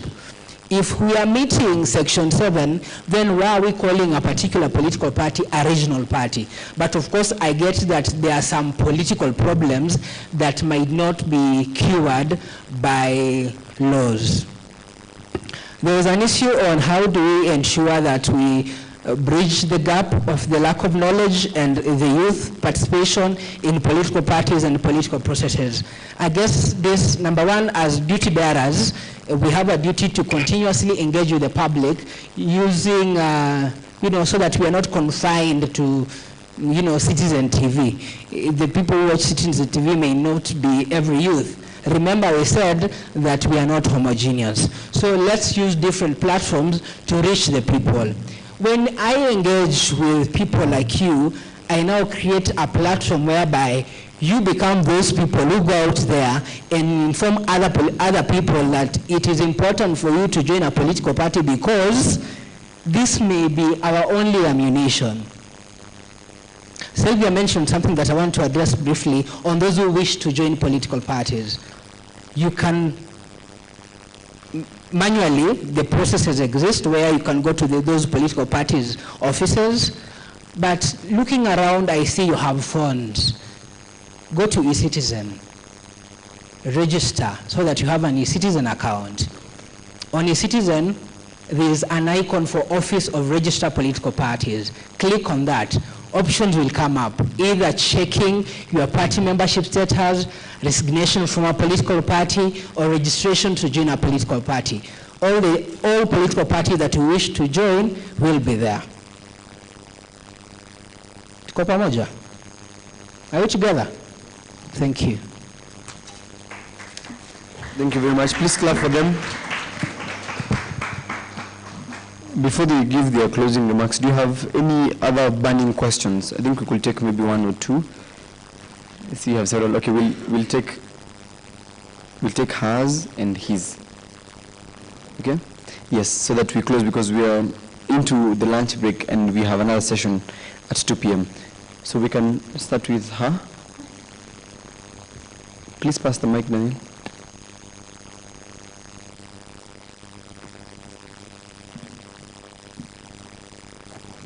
Good afternoon. Good afternoon. My name is Lindsay, University of Nairobi. My question, I have two questions. The first one being, when youths are categorized, we are said to be the people between 18 and, as he has said, below 35. Truth is, when we talk about the youth, then a person who's 18 and a person who's, say, 32 are very different people. So is there consideration that's made when, say, we're talking about youth representation with regards to the person who's 18, say in terms of sensitization, and the person who's 32, or are we just generally classified as youths, treated the same regardless of how much we know in terms of our age and maturity? And my second question is quite simple. Who has the role of, the role of vetting these manifestos before they come out? Do we have somebody who has that role in the first place? And what is it exactly that they do to ensure that these manifestos meet a threshold, if any? Thank you. Thank you. They will respond to the two questions as they give their closing remarks. We also have another question from him. Yes, good afternoon. My name is Samuel. I'm from Mo University. Previously, Ms. Katua, you pointed out something to do with mentorship. And you said that one of the reasons as to why youths are being used in violence when we are nearing elections or after elections is that there is lack of mentorship. And again, there's also another point you were talking about, money and politics. That right now it's very, very expensive to run, say, for an MCA seat or an MP seat. So my question is, in light of the current system that we have in Kenya, I mean, the way the political system has been so structured, so to speak, yeah, that you really need a lot of money for you to be able to make it in the political world. What do you think, now in light of mentorship and politics and money, what do you think is the best approach to take in helping the youth to come into the political world in respect of mentorship and the current system that we have around politics and money? Thank you. Thank you very much for those three very intriguing questions. I will ask Ms. Katua to begin and to also make her closing remarks. Then we'll hear from Mr. Wakoko. Thank you. Ms. Katua, please. Okay. So I'll start with Lindsay's question on whether a youth who is 18 is the same as the one who is 35. That's true, we're different. We can't compare, like, people are, it's a different, and I think it goes back to what my colleague was saying, that we're not homogeneous. And so you find that even the the interventions that civil society is carrying out, what we will do to target 18-year-olds, 20-year-olds is not the same as we will do to target people who are above 27. So I think that's in place. But now, you know, we can't change it because it's the Constitution that gave us 18 to 35. It's for us to work within that bracket. And you'd actually be very interested to know that for you in Parliament, if you get into Parliament, they've actually increased that age. So in Parliament, you're a youth if you're below 45, not even 35. So many of them now fall under the Kenya Young Parliamentarians Association because now they're below 45 and they're young. So I think we're not the same, I agree with you. And we can't be. So there has to be, I'd use TikTok to talk to my sister who is 20 and maybe somebody who is 30, I'd give them a policy brief. You see, it's a bit different. So I think that that's in place. And I think it's a reality that also government institutions like the ORPP take into consideration even as they do their work. Who vets manifestos? No one. Honestly, it's civil society. And I'm very proud to say that Mzalendo is one of them. we've done a report on from promises to implementation on some of the manifestos that were done in 2017 till now, and it's not very nice what you're seeing. It's not very nice. I think they just use the manifestos as, which is sad, they use it as a tool to just get a few people who are interested in actually reading the party's ideologies. And once you fall into that, of course, they won't go through on them. Some have taken place. I think Transparency International will be releasing a report on Jubilee's anti-corruption pledges in their manifesto since 2013 and 2017. So it should be interesting to look out for that. And maybe I could invite you to the launch so that you could also just have a look into that. Then Samuel, on mentorship. Samuel, yes. And money and politics, best approach to take to bring to youth in the political world.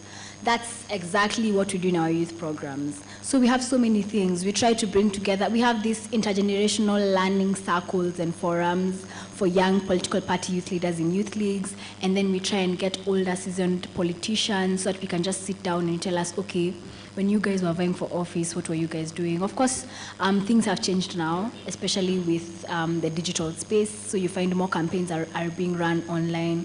So we try to also see, we also try to give the youth leaders that we work with the specific skill sets that they require. So we've done a review of the Data Protection Act against the Elections Act. We've done some work around the KICA, Kenya Information Communications Act, and the elections, just to see how all these digital laws relate to the electoral space. So we give them that sort of skill set to prepare them. If I'm campaigning and I'm getting people's numbers, what does the Data Protection Act tell me, and how am I supposed to deal with all that in terms of personal data? That's personal data, yeah? And then also there's, in terms of cost of politics, like I said, this is an area I think I really like, because we have resource mobilization. If you're vying for MCA in your constituency, the 4 of you are vying for MCA, what will make you not sit down together and try to bring your resources together so that you could reduce the costs? You might be from different political parties, but now with coalitions, it's a bit even easier. So instead of you using just one car, you guys can hire one car and work together. Or you could also have fundraising drives. We're also trying to give them the specific skill sets, and in terms of, just the skills. How do I go asking for money? Not borrowing, but trying to see how can I get a donor to come and actually fundraise for me? How can I leverage on technology? You don't actually have to have a county hall. You go to a church and rent a church so that you can have a fundraiser. You can actually have a digital fundraiser on Zoom, and I've seen it happen and it works. So we try and give them this kind of skills. I can't remember all of them right now, but there's so many things that we have, because we're trying to come up with creative ways for youth to be able to take advantage. I think it's just for us to think outside the box, and once we do, we're able to start na penya, then we get to parliament. Then I come in and monitor you. Now that's what I want to do. So in giving my closing remarks, I think it's just to say, I hope to see many of you registering in political parties. I know lawyers, especially in school, try to avoid a bit of politics. Very few, especially, mainly those who are in student leadership are the ones who would be interested in that. But I think it's something worth taking into consideration. Join a political party, know a political party, participate in your political party, and you'll see great things. In terms of the moot, I wish you all the best. Read the compromise very well. The answers are there. It's just for you to find them. Be confident, and I wish all of you all the best. Thank you, and it was an honor.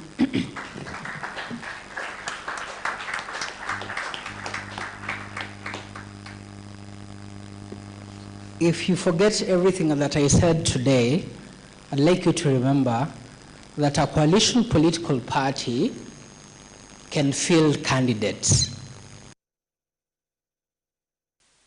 Political parties that come together for purposes of registering a coalition party do not lose their identity. They do not die. It is not a merger. Number 3, there's a difference between a coalition political party and a pre-election coalition. A pre-election coalition is like NASA and CORD, what we had in 2013, 2017. A pre-election coalition does not field candidates. A coalition party fields candidates. Who vets manifestos? Essentially, if you decide today to join political parties, then it becomes your role as a party member to do that work. If you are supporting a particular candidate, it becomes your role as a supporter of that candidate to hold them accountable. But what we know in this country is, if I'm supporting Sylvia, and Sylvia was tainted in, let's say, 2010, that is something I don't mention in 2022. I say, let bygones be bygones. It is a Kenyan problem. We should deal with it. I mean, join political parties, use your phones so that you hold those fellows accountable. Where do we move to as the youth in this country, given that we may not have financial muscle? Sylvia was talking about, mobilization. But again, we have the power in our numbers. There was a joke sometime last year when we made IPPMS accessible on eCitizen. Someone tweeted and said, for him, that political party that registered him without his consent, he is not going to leave. He's going to be a member of that political party. He's going to vote on the documents within the political party so that he aligns the political party. In fact, he said he intends to contest on that political party. As a parting shot, some people say, and those of us who watched Game of Thrones remember, someone said that knowledge is not power. It's not true. Knowledge is power. If you seated here today and you had this information and you're able to read, you're able to interact with the law, you are better off than someone else out there. So can we use you as our platform, as our preachers, to preach this gospel, that there is a certain position, a certain place that political parties play in our democracy. In as much as we have both independent candidates platform and political parties, your journey becomes more easy being in a political party as compared to being an independent candidate. As you go to the moot court, all the best. I hope to see some of you on, I think, Thursday. All the best. Asante sana.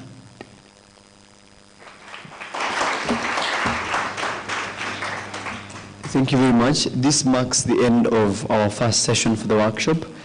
And thank you very much for being a wonderful audience.